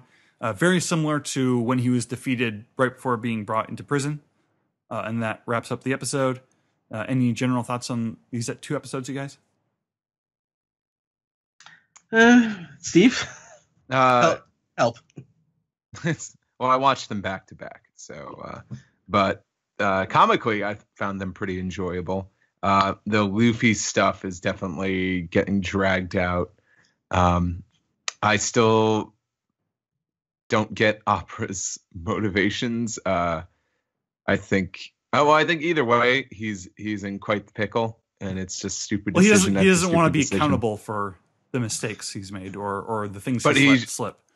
But he said something so definitive, and no, they're dead. I'm sure it's like it's the same situation with Bobbins, where he's like, okay, if I make you guys go to sleep and I kill Sanji before anybody knows, it's like it never happened. Because if anything goes wrong, you'll be blamed for ruining the wedding. Like, right? Yeah, I guess this is just a big thing in the Charlotte family. Is everyone's afraid to make mistakes so much that they make even bigger blunders. The first episode was fine. It definitely was padded out. The second episode was obviously padded out, but I enjoyed it nonetheless because I think it was a consistent theme. Like the entire episode was about getting Brooke out of Big Mom's room. Yeah, it's like a standalone in its own weird way. Yes, so therefore I enjoyed it. It was really funny, particularly Chopper's bits was great. I wish it would stand alone far away from me. So wow. No, I hate to rag on it, but I was just bored by the anime. I watched these 2 episodes back to back, and I liked the Luffy and Sanji bits. I liked the parts with Pudding and Big Mom and Reiju, but like, I'm ready for the rest of the crew to be back in place all together and fighting. Yeah, I'm happy that the whole crew is back together now. Yeah, the amount of time we're spending getting Luffy and Sanji. Next episode preview, it is implied that it will take all of next episode for Sanji and Luffy to meet, which I am not appreciating. Yeah, that's the part that's definitely a buzzkill for me. Is just like how long it's taken. Like they've established that, like, okay, this is it. All the obstacles are dwindling. We're getting to the point where Luffy and Sanji, they can just meet. There's nothing getting in the way of them reconciling. But it's taken like 4 or 5 episodes to get through that whole process, and it's like, yikes.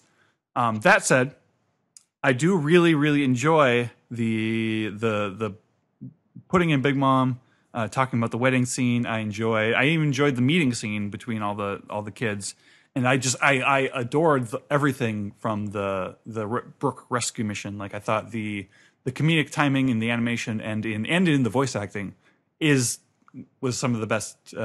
Is some of the funniest stuff we've seen in the arc, easily for me. It's getting slow. It's getting way too slow. But also, the anime has been doing a pretty good job, like looking good the last few episodes. So that's nice to know. I didn't really notice. I don't know. The last episode I felt was sort of nothing stood out to me, and there was a few, scenes from the distance where things looked a little messed up, but it was on average, I think, for the last couple episodes. Yeah, well, in like the Luffy fights, the Luffy fights themselves for like something that's like that's like padding the episodes out so much. Like they put a lot. They made sure that they looked nice and they were well paced and everything. Like they really made those scenes look good, I think. Mm-hmm. Yeah. Does anyone else have anything to say? I'm good. Sums it up, boo. All right, bro. Let's move on to the next segment. Cool, bro. Hey, bro.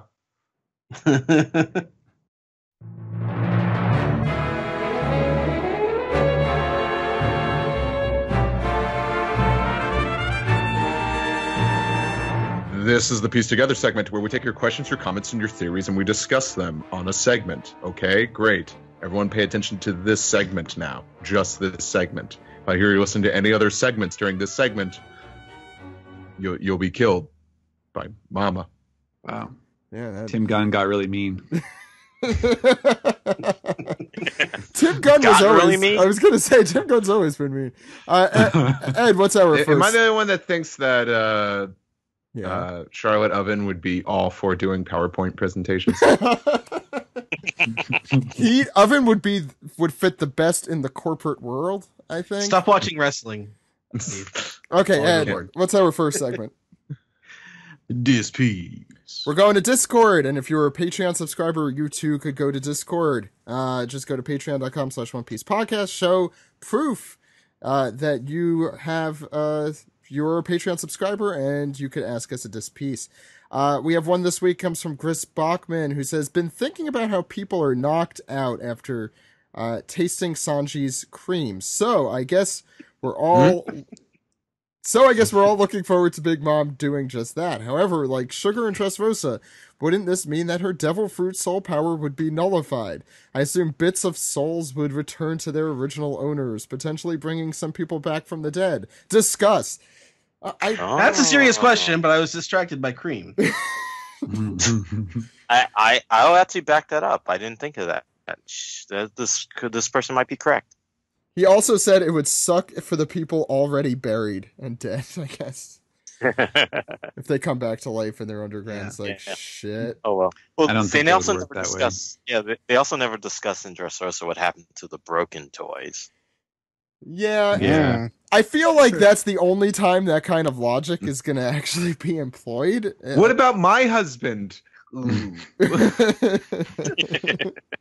remember him now. Oh God, let's not talk about this. Yeah. Wow. I literally never thought about this. So there's just like a giant pit full of dead bodies at the bottom of Dressrosa. Jesus Christ. Yeah.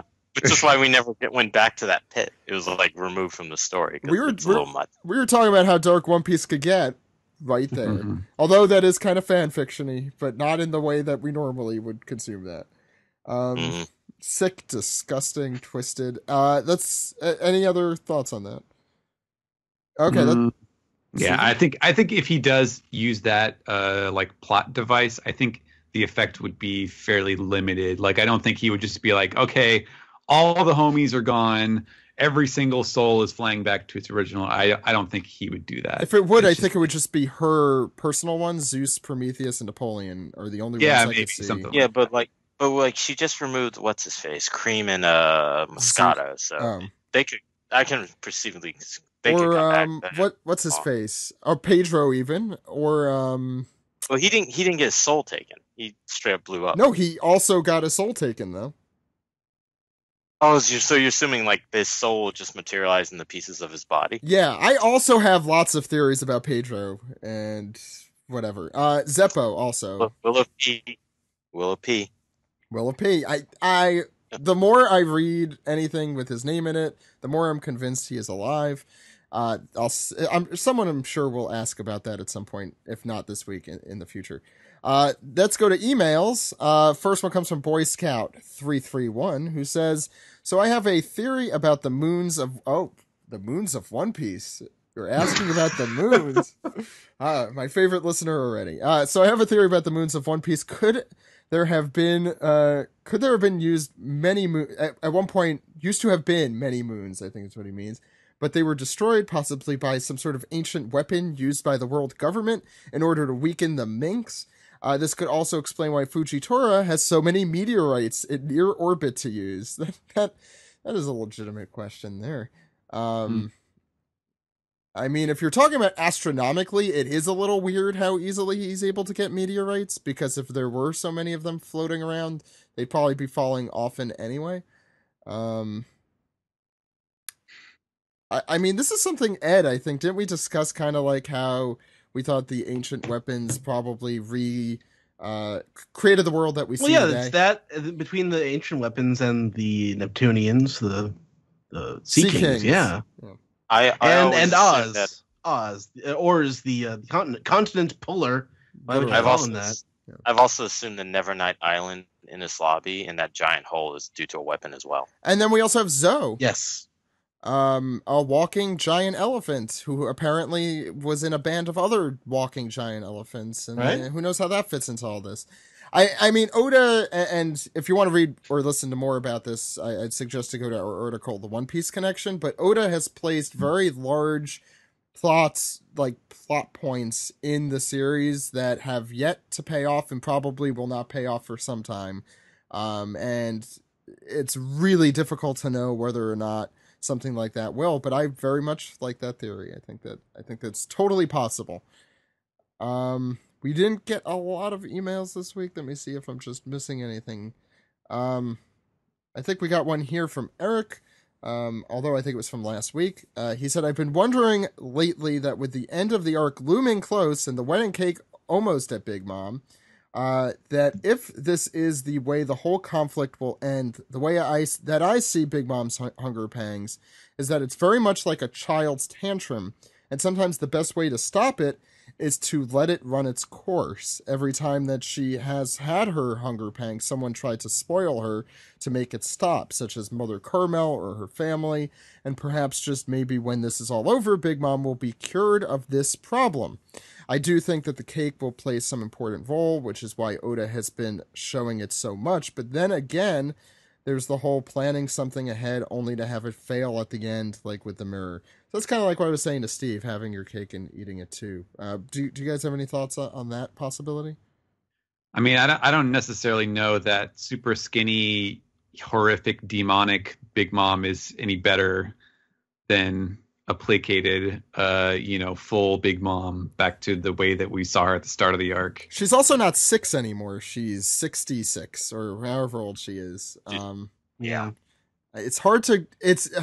As we are learning in the world today, it is much easier to change a 6-year-old's behavior than a 71-year-old's, 60-something-year-old's behavior. Sometimes it's just, that's what it is. Yeah, so that also means like Chiffon and gang, they're just going to take the cake and throw it overboard, like right in front of her. Like they already made the cake, so like someone's going to eat it. Yeah, that's the one thing that I don't like about this development was that like I was always assuming, you got to have like Sanji triumphantly like slamming the cake in Mom's mouth or something like that. I thought so too. And if it ends up just being like, oh, she just catches up to Bedge's ship and like chows it off the top, then I feel like that would be a little anticlimactic. Yeah, there's going to be one more final play with the cake. Like the croquembouche, right? Yeah, exactly. Like Jinbei got to do it. Why can't Sanji? Yeah, it's not fair. I agree. Well, maybe it needs to be Chiffon, so she's no longer her mother's shitless. It's not a bad idea either. Yeah, I guess. What does Sanji have to prove to Big Mom? I guess it's more for the audience's sake. We have one more email. It comes from Grand Line Review. We've asked this question a bunch, but I think it's been a little while, so I'm going to ask it again. But just don't ask it for a while after this. So I've been curious for quite some time. This comes, I said from Grand Line Review, for quite some time about the spines of the English release of the One Piece manga. Prior to the time skip, they displayed the current saga the volume fit into. However, post-time skip, all the volumes simply state New World. I was curious as to why Viz decided to stop labeling the sagas. And I know, Steven, you are freelance and you don't make this decision, but you probably are a little more aware of actually the thought process than most of us. Honestly, I don't know why that happened. I forget. So we talked to Alexi about I can't see. Yeah, I can't see the angle from here. Did they write Fishman Island on it? I don't think it was the spine. I think what he's thinking of is the front cover. Do they do it on the spine too? I don't have. They don't do it on the spine. Do they do it on the spine as well? I have to look around. Sorry, I have only the Japanese ones in front of me for whatever reason. I'm looking at English volume 78 here. I have volume 78 in front of me, and it's let's see. It says New World on the spine, volume 78, and it says just on the cover page, like on the inside, it says volume 78, Champion of Evil. They started it on volume New World 60. Part 18. That's what they went. They went back too, and they corrected them. Now, not to answer my own question, but I mean it's someone else's question that I read, but what I recall Alexi saying is that those arcs were for the time skip. For the speed up release, right? And so now they don't know, going into it necessarily what arc it is or what arc it's gonna be, or So they're just like, all right, it's just gonna be New World for the rest of the series. And guys, I think that's what it's gonna be. I think, but I think it's relatively certain, especially when we hit Dressrosa, that's like, no, this is now a new thing. I get it where Zoe probably would have been a little difficult. Yeah, I mean that's easy for us to say too, but it might be a little harder to make that decision. They also have to they have to decide at a certain point, like when they're doing cover designs, like, okay, we need to make a decision on this, and maybe at that particular point when they made the first decision to go with New World, it was because they didn't actually know they didn't know for sure what the next arc was going to be. Yeah, and I got that for like Fishman Island through Punk Hazard, but once we hit Dressrosa, it's like not only was that a year long, like 2 years long of an arc, but also the volumes come out at least almost a full year after everything else. So it's like they have time to at least kind of like reconfigure something within like 2 to 3 months, if not a year. Let me just say, sorry, Steven, go ahead. No, I'm just saying I'm with you guys. Like I find it frustrating too. It's not the biggest deal in the world, but I do find it frustrating. I was just gonna say, I mean, I hope there is a One Piece re-release at some point in the future. It's hard, how many volumes are we up to now? 86, 87? Going to 88 comes out like in next month, right? It's really there are a lot of other things I hope Viz updates when they do release it, that the arcs included, but certainly some of the name choices, especially and some of the translations earlier on that were used to fit with what was the localization at the time.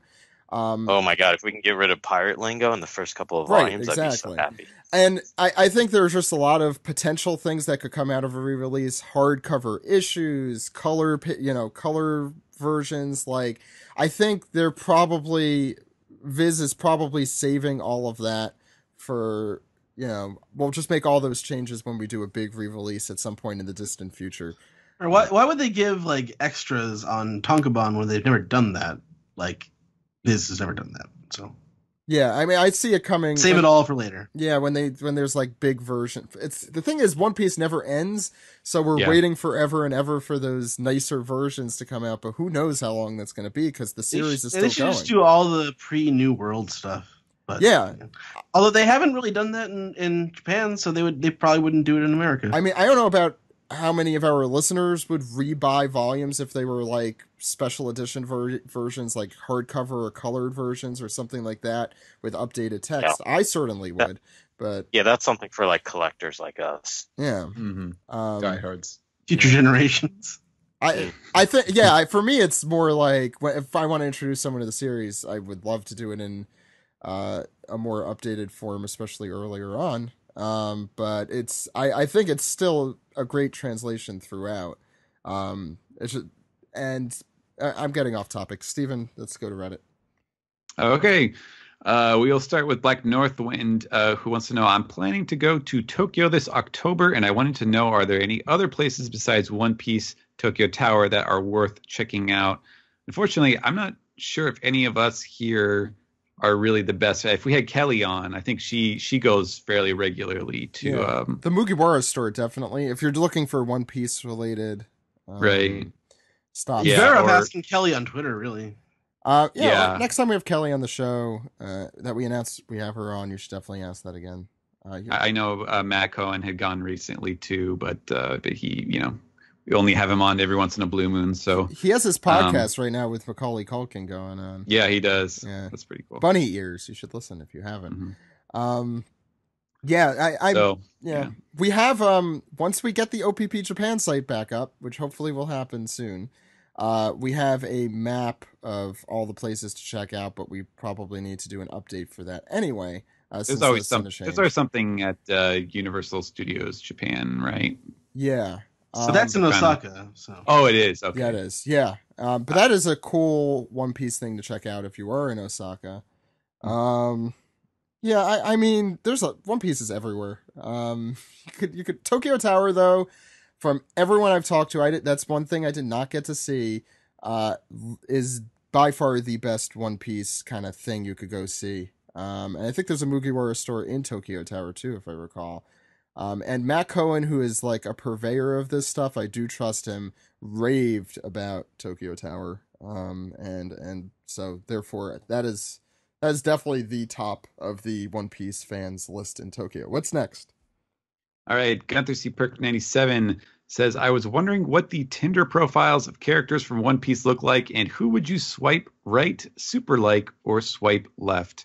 P.S. Please also do profiles from The Office too. Keep up the great work. Yeah, okay, see, I'm recently married, so I don't know. What is this Tinder? Is that how you pronounce it? As a super single person, let me reiterate. To swipe right is to say you like someone and you'd hope they respond to you so you can get a connection. Swiping left means you're not interested in a human being, and I guess super like is kind of like on the verge of, but not really willing to commit.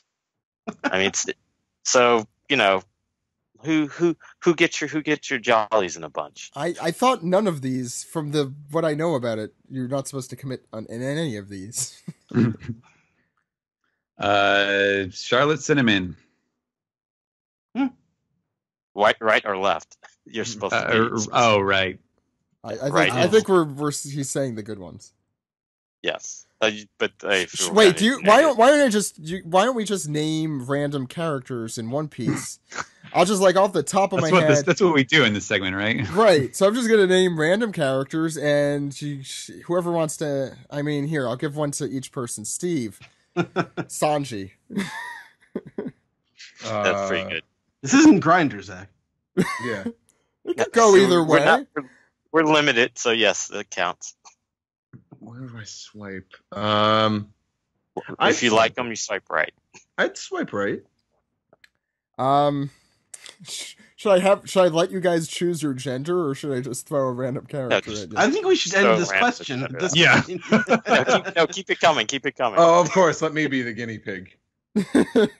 We can move on. I'm sure this question will get asked again. Would you again. swipe right for Sanji on Tinder? Well, yes, I would. I think it'd be a nice night. He would cook very well. Yeah, go ahead. Okay. DDDD Freed says, hey, OP bananas in pajamas. I've been thinking about how many Big Mom Pirates keep getting introduced late into this arc.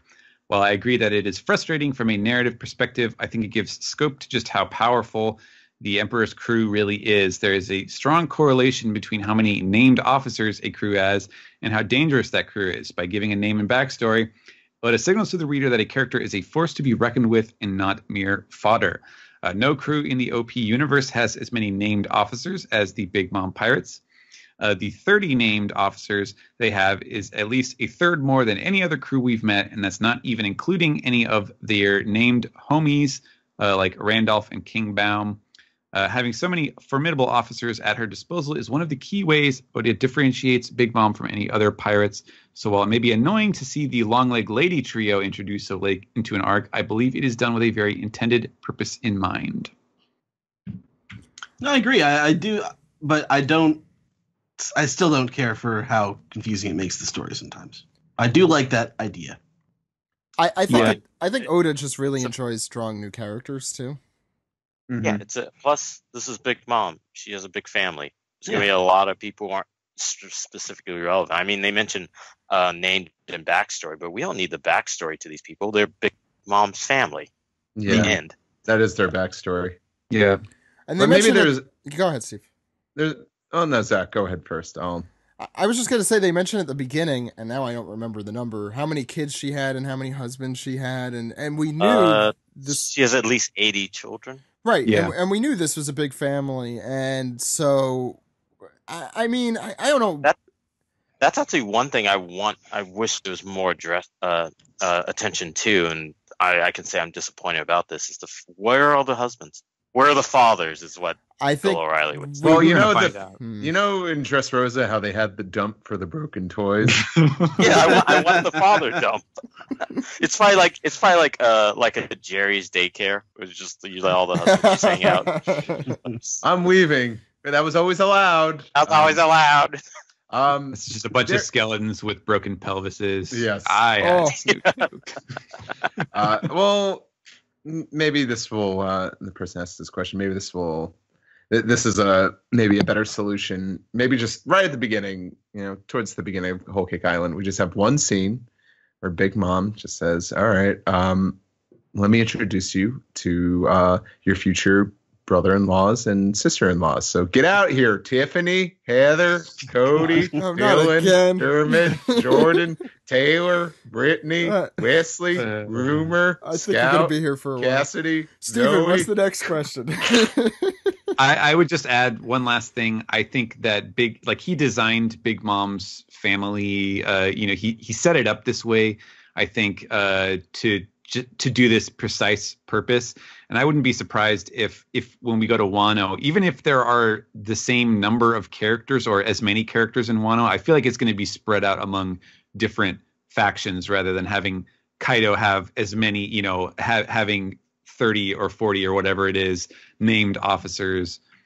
Because I feel like this is a special case for Big Mom. Oh, Kaido and the people of Wano, because exactly, we're deep in the Japanese culture and kind of ninja samurai myth and stuff. Right. So we'll move on to Yeoman Axel, who says, considering the massive blockade around Cacao Island, I believe that now is the perfect time to reintroduce the Germa. They're the only force capable of handling such a massive army effectively. Buying enough time for the Straw Hats to rescue Luffy and escape the Twisted Wonderland once and for all. But considering that the brothers still hate Sanji, I think he will have to beat them in combat in order to get them to help him. I don't know about that last part, but I totally back the first part. I would like to see that happen. I want to see them swoop in on their super slow snails to save the day. So here they come. They're coming really slow. Still coming. And then, as soon as when they get there, Sanji and the rest of the crew are dead. And they're like, "Oh, we didn't make it." All right. Lonely Transportation says one thing that's really been bolstered this arc is Nami Sanji shipping because of all the moments with Nami worrying about Sanji and Sanji being himself with Nami. And he didn't give a damn about putting once he saw Nami. Do you think Oda is trying to hint something here for the epilogue of the series in a way that doesn't break his no loose lips on the ship romance rule? I think I know exactly what Oda's doing here. It's basically a way for pudding to have an out. As far as the Sanji pudding relationship. Because there's that moment when Sanji catches Nami when the cake blows up initially, and Pudding saw that moment and kind of recognized Sanji's decency and figures that she will never replace that part in his heart, not towards Nami, but towards his crew in general. And she'll decide to let him go for that reason. I like that. I think that would be a good explanation. But we didn't see any reaction from her after they got back to the ship. That was kind of interesting or conspicuous that she flew him over there, but then there wasn't really any focus on Pudding once they got to the Sunny. That's weird. A good point. Yonko Drop says, "What's up, OPP? Shout out from your Mississippi listeners. All right. Fake Luffy or real Luffy getting thrusted by Katakuri? LOL. Discuss." Wait, Luffy? Are you talking about my man Tomorrow Black? Someone should redo that panel with Tomorrow Black. This is the most crazy theory I could think of to kind of hit that point. Maybe this was a premonition the whole time, and he didn't actually get stabbed. Are people Are people theorizing that this is like that Star Wars extended universe where there's Luke with 2 U's and Luke with 3 U's and stuff? So there's going to be a Luffy and a Luffy. I think what he said. Are they from?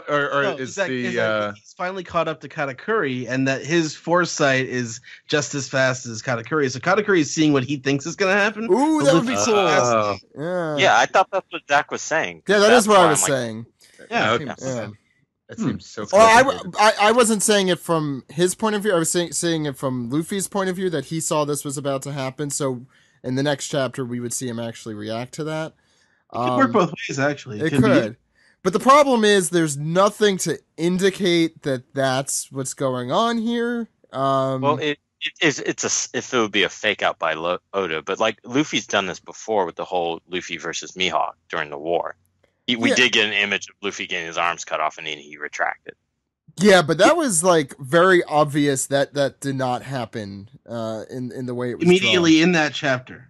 Yeah, it was within that chapter, but imagine if there was like a chapter break right after that first panel. But to be fair, the premonition thing, it's the one kind of I would be able to forgive Oda for that, like what do you call it? Tease. Yeah, only because this has been kind of so set up that how this thing works, but I feel like that also would get some really interesting fan reactions, regardless. So, we'll see. Luffy. Is this a cloning facility on Longrand? Sure, yeah. I like it. We figured it out. All right. Cracker Cake's boss says, with Prospero having the swirly eyes, you may remember Pudding in her intro had swirly eyes, and Big Mom, once the cake got ruined, had swirly eyes. Is this a family trait? Will Luffy knock Katakuri out and his eyes are going to be twirly? Sure, that would be awesome. Well, if it happens, then yes. One thing I definitely want to say that about Katakuri's defeat is that since now there's one mirror in the middle of Cacao Island and everyone's watching it, now everyone, like, I can see Luffy like knocking Katakuri through that mirror and him being like embarrassed and defeated in front of everybody. But we have to find Brûlée first too, though, right?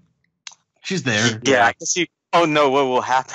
Oh wait, this will trap Luffy, but it'll be funny if like when Luffy takes out Katakuri, like he ends up inadvertently hits Brûlée and she falls out with him.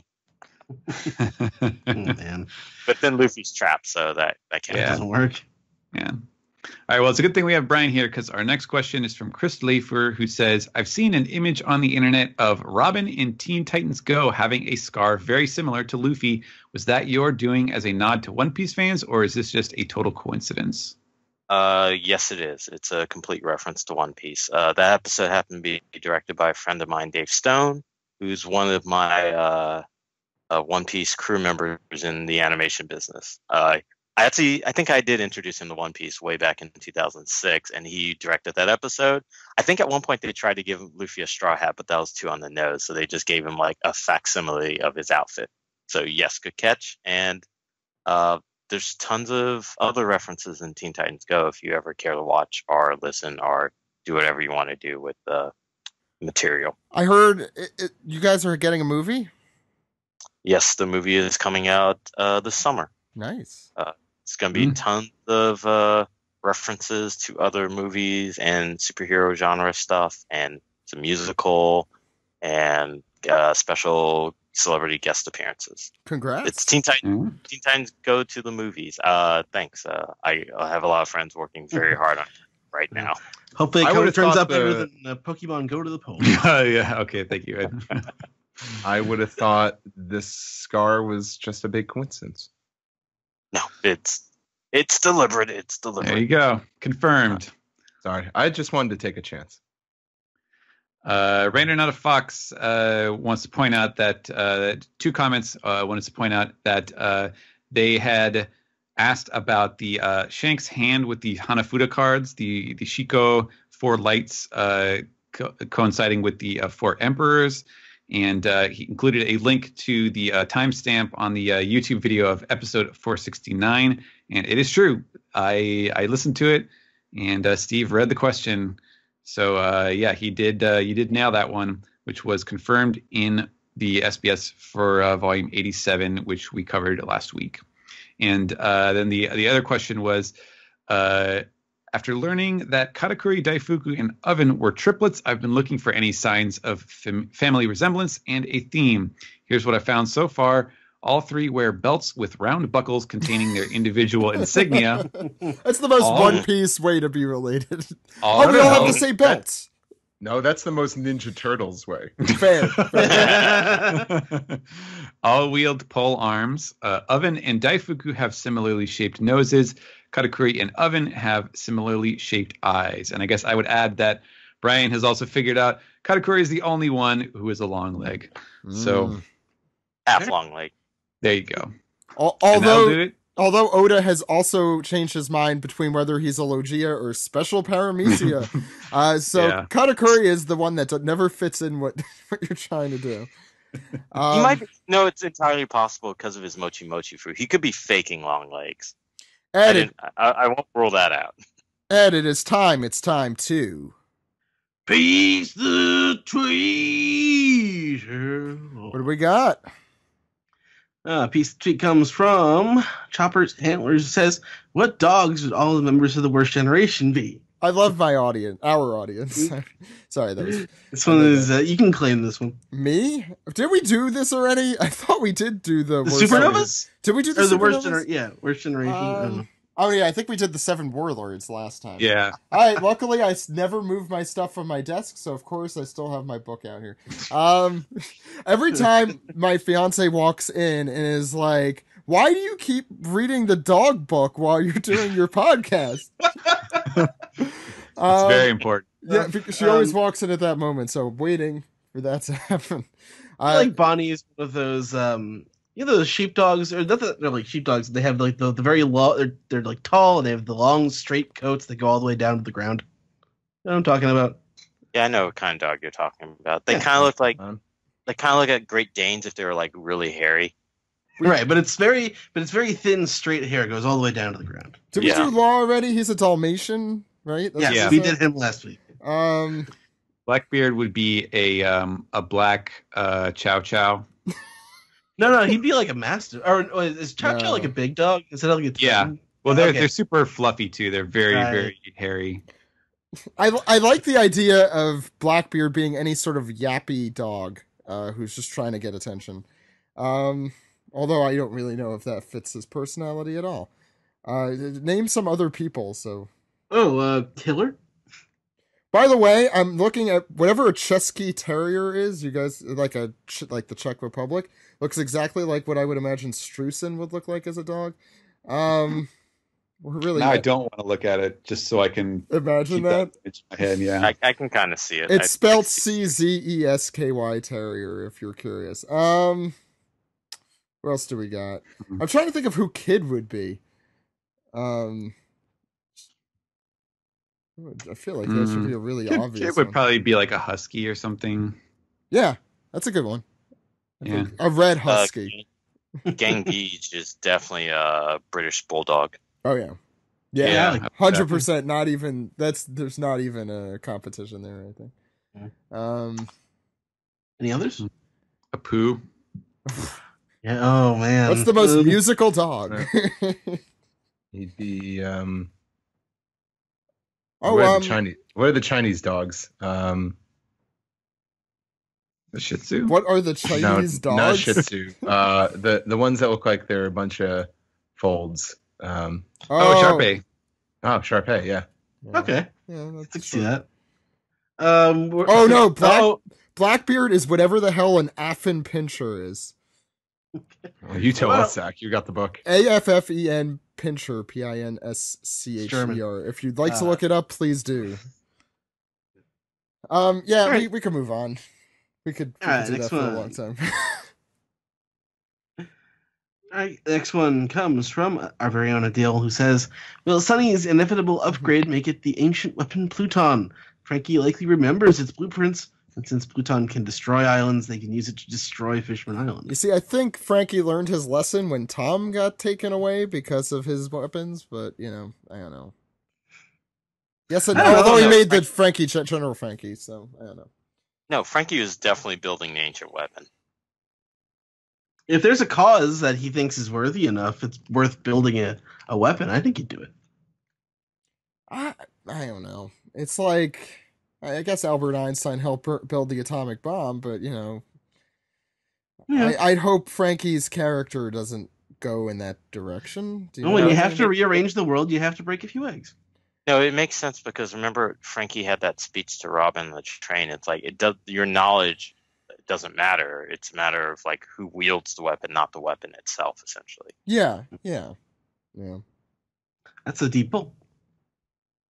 All right, next one comes from Pepsi Rules 09, who says, "How would the Big Mom react if somebody touched her spaghetti?" This question was for Steve. She'd smack her head. Woo! Talk a lot with her hands, like the famous Italian stereotype. And I don't know. There's just a lot of punching would happen. Just a lot of yelling. All right, next one comes from Luteolus Monkey, who says, if Cacao Island's buildings are mainly made out of chocolate and nuts, Island's architecture is themed after peanuts, does that make the citizens of Liqueur Island constantly extremely tipsy? Please. I'm worried about their cirrhosis prevalence. Well, don't be worried because they're giving their soul as a tax, so they're going to die that way anyway. They're screwed is what I'm trying to say. Man, Yeah. I really want to see Liquor Island now. We'll see it on fire. I want to see it on fire with a bunch of drunk people trying to figure out how to escape. Like, how did this never happen before? I hope this happens. Liquor Island is just like the lawless part of Toto Land. Just everyone is belligerent all the time. Or they're happy drunk. It's like that tipsy kind of, you know. Anyway, what's Little next? boat. Okay.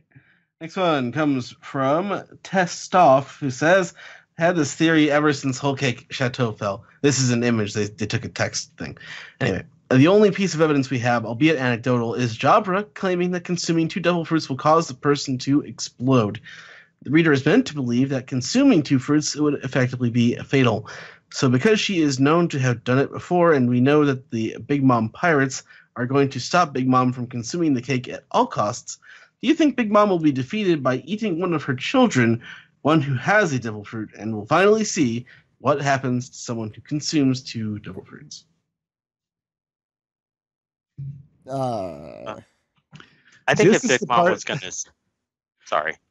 This is the part of the piece together where we're supposed to have the short questions. Sorry.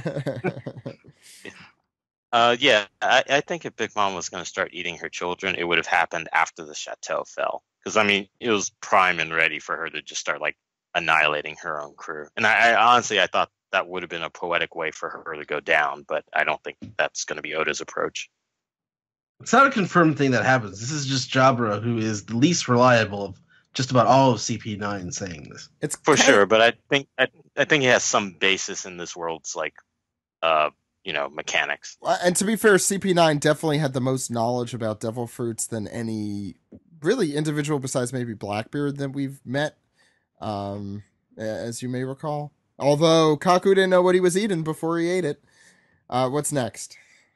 Next one comes from One Piece Wiki IT, who says, read somewhere that a comment saying, what if the end of chapter 892 has not happened yet? It's just Luffy seeing the future. So great minds thinking alike on this particular one. Yeah.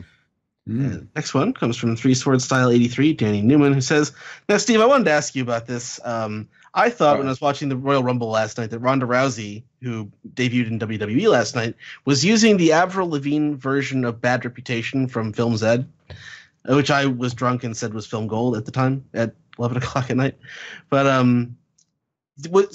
so was it the Joan Jett version or was it the Avril Lavigne version? Because I thought it sounded like the Avril Lavigne version. No, it was the Joan Jett version. That's too bad, because that'd be perfect WWE that they'd be too cheap to actually lay out for it. But his question is, if the Straw Hats were wrestlers, what would their entrance theme be? Wait, I thought that was the question. It was related to the question. It was related to the question. Yeah, they mentioned Ronda Rousey. Entrance theme. And I tweeted about it last night. So. Okay. All right. Brooks obviously would be one of his songs. Right. He sings his own. He's like Elias. Would Brooke do the who's the lame guy in Suzuki Gun? Taichi? Taichi. Would he do the Taichi thing where you just like sing or pretend to sing his song? To sing with his fake microphone. Oh man. I don't know. Luffy come out to Fat by Weird Al. I don't know. I feel like I should have thought about this more. Like, I feel like I've never thought about this before, despite my One Piece and wrestling fandom. Because it's more like, it's not necessarily like, what would be their wrestling entrance theme? Would just be more like, what song is most appropriate for them? Yeah. I just think of the One Piece soundtrack music, honestly. Well, I'll put it this Cop-out way. answer. Morio's coming out to the Undertaker's theme. That's Mihawk's theme. Oh yeah, that would work. Mihawk. Oh yeah, Mihawk and Undertaker. Are No, totally Moria would come out one to and the the same. Rude's theme. Yeah. It's very more creepy and spooky as opposed to actually scary. Anyway, let's move on. Next one comes from Dr. Sim Adoku, who says, Well, one last thing is Crocodile. Crocodile would come out to Darude Sandstorm.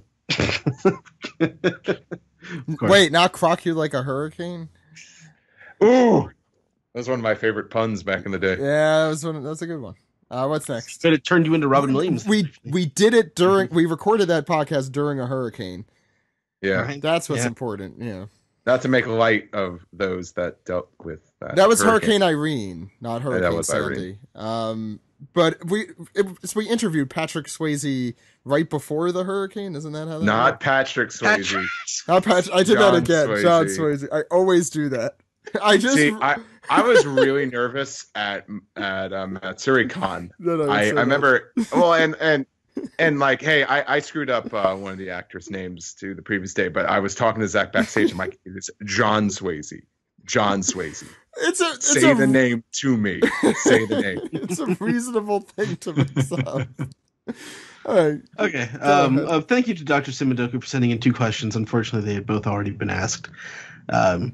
Next question comes from QuitQuest. It says, Boutlaw's random soul swap ability feel like such a useful tool would have been handy at some point by now. I'd hate for it to be treated as pointless filler. Imagine defeating Kaido by putting his soul in Vanderdecken's body, then curb stomping. That'd be amazing. That'd be pretty good. I like that. In the One Piece manga, that's pointless filler. It can be used later. No, I kind of like they go through the whole fight. Everyone goes through the fight, and then Law just does that, and they all just beat up some random. That's what, somebody suggested that to Oda, and then he's like, "Oh shit, I got to get him out of the story. This is broken." No, I like that idea, but with like a more minor villain. Like you could do basically a Ginyu thing, a with gag the frog. thing. Yeah. Yeah. I like that idea. But not with Kaido, probably. It sounds like a bad idea. Big thanks to Archcools for sending us a Photoshop of Kaido and Eustace Captain Kidd in the Big Mom and Brook position from this week's anime episode. Check that out on our Twitter feed. On the piece to tweet feed. That is so terrifying looking. Okay. I know, right? And next one comes from Sniper of My Heart. It says, Sanji left the Straw Hats with a hug, came back with a hug, except he was already back and already saw them. Anyway, what's your favorite hug in One Piece? Oh yeah, I forgot that they did already see each other during the wedding, but like there was yelling going on, as I recall, so wasn't really. But the best hug in One Piece is in the Arlong arc. I mean, how could it not be? Big Belmare, yeah. No, with also with Luffy and Nami as well. No, I think the Belmere one. They don't. Well, that's also. They don't hug. They don't hug. No. Oh, Nope. okay. Well, They high five. He puts his straw hat on her hat. That's right. Yeah. No, honestly, there's not a ton of hugs in One Piece, but Luffy's the biggest hugger. Nico Robin and her mother. Here, Luke and Chopper. When he's that's a good like, one. yeah, when he's That's like, really good. yeah, that's that. Just rewatched that again recently. Yeah, that is without a doubt the best hug in One Piece. Yeah. Oh my god. Yeah. Everyone's being serious. I want to do like my funniest hug. It's Luffy and Boa Hancock during the Paramount War. Everyone just thinks he did a submission hold on her. Oh right. When Luffy stretched out his neck after what was that? That was after Fishman Island. Yeah. Around Nami. Does that count as a hug? No, that does not count as a hug. It doesn't. He wasn't trying to hug her. He was trying to like look at something. It was weird and bizarre, but no. What's the next question? Just the last comment comes from Michael McCarthy of Mega Weapon. Who says, I want a Sanji versus Smoothie kick battle so bad, but I know it'll never happen. Well, that's your problem.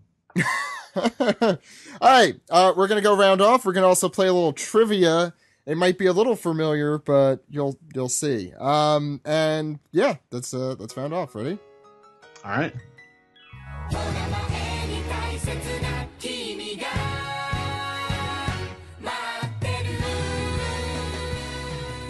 This has been the One Piece Podcast, episode 504 for the week of Monday, January 29th, 2018. Thank you all for coming on the show. If you haven't, please tell your friends to listen to our podcast.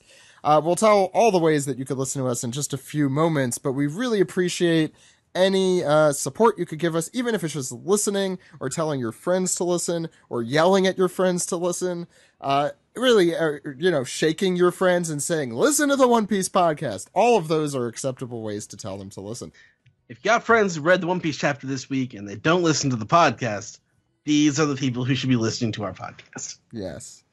So let's go around the horn. Before we're going to have a little trivia, right after, we round off, with everything here.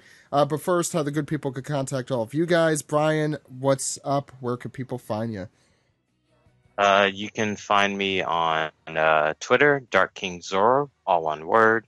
I usually rant about, politics and social stuff.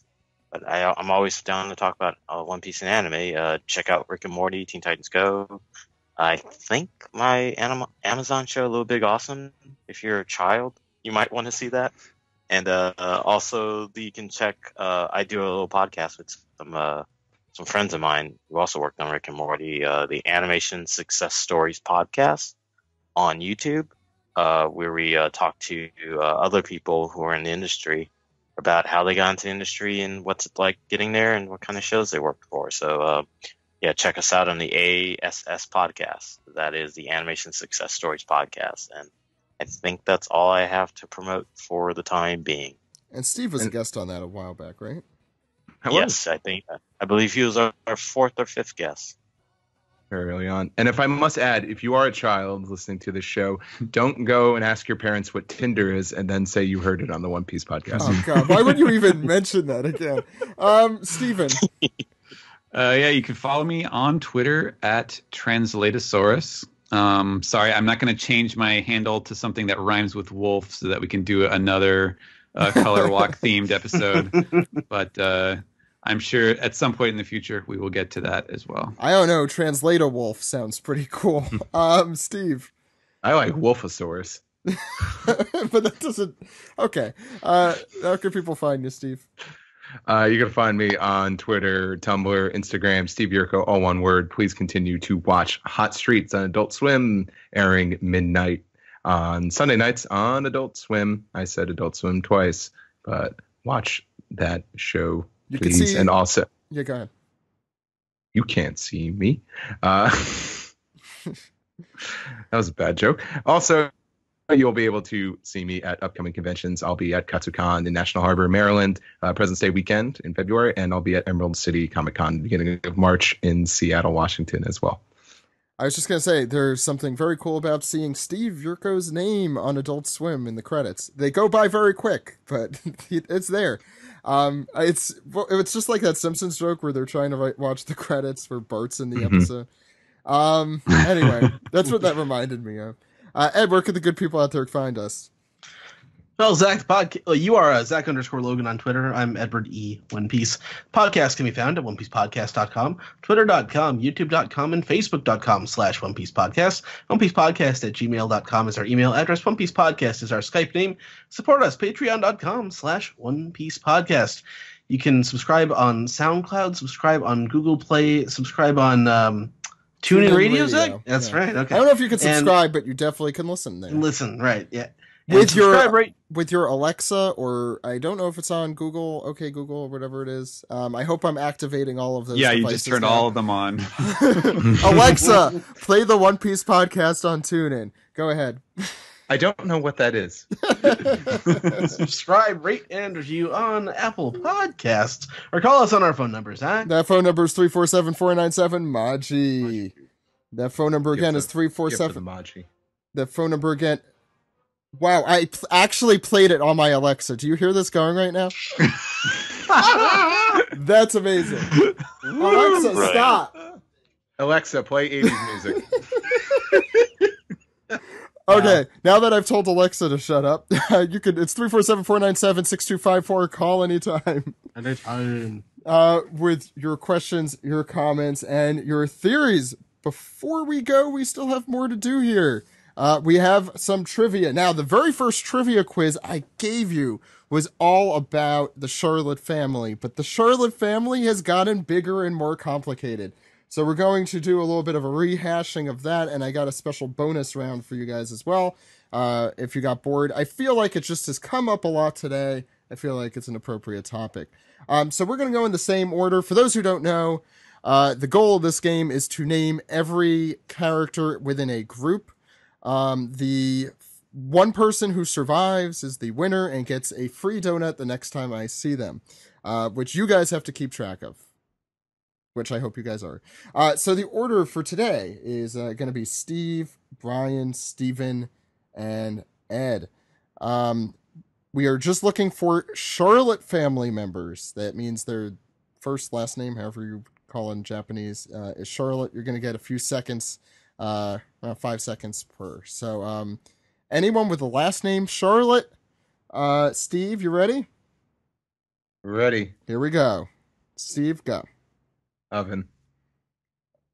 Montdor. Yeah.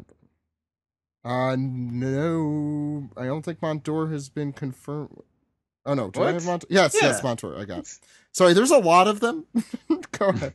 Go ahead. Control F, Zach. No, I have it written down on a piece of paper. Oh, wow. We do it the old-fashioned way. Steven. Daifuku. Is that everyone here? We don't have a lot of people here today. Ed. Parasparrow. Steve. Smoothie. Brian. Cream. Cream. Cream. I don't think that's Cream. one. Cream. What are you trying to say? Jesus. Is that one that I don't know? think I so. don't think that's one. What? I think I know What? who you're thinking of. Charlotte family? Charlotte Yeah. family. So does that mean Brian's out? Brian is out. That does mean Brian That's is out. fine. Uh, I'm gonna play some games. Ed. Speaking of opera, cadenza. Cadenza, yes. Did anyone actually say opera though? Brian Steve? did eventually. No, but that doesn't count. Opera. There you go. Taking You the got it. low-hanging fruit when it's available. Steven. Cabaletta. Yeah. Ed. Katakuri. Yep. Steve. Flampe. Yeah, where the hell is this Flampe? Steven. Linlin. Yeah. Good one. Ed. Galette. Yep. These have changed a lot since we first played. Steve. Chiffon. Opera. What? Brian. Is there that much of a delay? What did you say, Steve? Sorry. I said chiffon. Chiffon. Where are you, Chiffon? Did they kick? You see, this is according to She's still a member of the family, Zach. She is, but not according to the One Piece Wikia, apparently. Blood is thicker than sugar. I mean, she is. Where are we up to, Steven? Pudding. Yeah. See, they still counted her. I don't really understand how this works. She's still in. Ed. Lola. Good one. There's pudding. Where are we up to, Steve? Baramote. No. You want to try and say it right? I Number don't one. because I don't. You got 3 seconds. I don't because now I think the mispronunciation has screwed me up. You have 2 seconds. I'm gonna say Amand. Okay. Steven? Yeah, Steven's next. Bavaroa number 1. That's exactly correct. Ed. Mukuru. Wow. Oh, you took that one. I think you guys are going to get all these. I saw her in the background again in this week's anime episode. Steve. Shit. 3 seconds. There's a lot of big ones you're missing here. That's not quick enough. The triplets. Oh wait, I could say cinnamon. Okay, I'll take it. You were kind of on the border there, though. Steven. Citron. Ed. Cracker? Yes. Steve. I can't believe no one had said that. Snack. Yep. Ooh. As far as we know. It's technically he's a doesn't. Charlotte. We don't technically know he's a Charlotte, but I think we could all assume. He's on the crew. Yeah. No, he's on the Sweet Commanders. Steven. Smoothie. We said Smoothie. I'm sorry, Oh, Steven. You are out. Wow, I have to memorize all the ones that everyone else has said. That's what makes the game difficult. We're gonna write it down. Oh, man. Ed. We Uh, have 1, 2, 3, 4, Pound. 6 left. But he's not a Charlotte. Did he change his he name? was- No, I guess not. I don't think he did. Yeah, I don't remember anymore. Steve, you have to get this one right to win. Ooh. Just name oh, one come on, Charlotte so that's many. left. So many left. That's. God. Brulee. Yep. Oh, Yeah, We she's did. the best. this one. You guys, Steve. I'm gonna win. you missed 4, and they're some of my favorites. Compote. How could you forget Compote? First daughter. Mhm. Nuss Torte, which is the Mr. Potato. Not He's got Mr. the Pringle. giant fucking head. Mascarpone and Joscarpone. Oh, god Damn it. No, there's one more, I think, right? There's all the kids, the little kids too. Oh, yeah. What And then about there's- the quadruples? Opera's brothers. We got them Yeah. all. We got them Yeah, all. we all. did get Cabaletta and Cadenza. Yeah, you Oh are. yeah, you and did say that. We I forgot did see it. we forgot the most important of all, Charlotte Moscato, Minister of Gelato. Gelato. You see, this What's one. what's the name of the little kid on the caterpillar? I forgot his name. Who didn't want to brush his teeth? This list Yeah. I'm looking. Yeah, I know who you're talking about. This wiki list is lacking on some. So. Are you looking at the big? Are you looking at the Big Mom Pirates or the Charlotte Oh, family? you see, 'Cause that there's might two be the different lists. problem. That's probably the issue. Because the kid's not a pirate. Oh yeah, Jesus Christ! There's like 8,000 more. Okay, well let's call that a day. Steve, congratulations. A lot. Oh yeah. You need to be playing the Mario Kart. Oh, you are. like, So these are the other ones yeah, we missed. Anglace, That was it. That was the kid. Drage and Dolce. Drage. Gala, who we never have seen, I don't think. Oh, that was one of the other brothers, the opera brothers. Yeah, they have Pound here, but I did say anyone with the last name Charlotte to try and. You guys forgot Praline. Jill is murdering you right now through the screen. Right.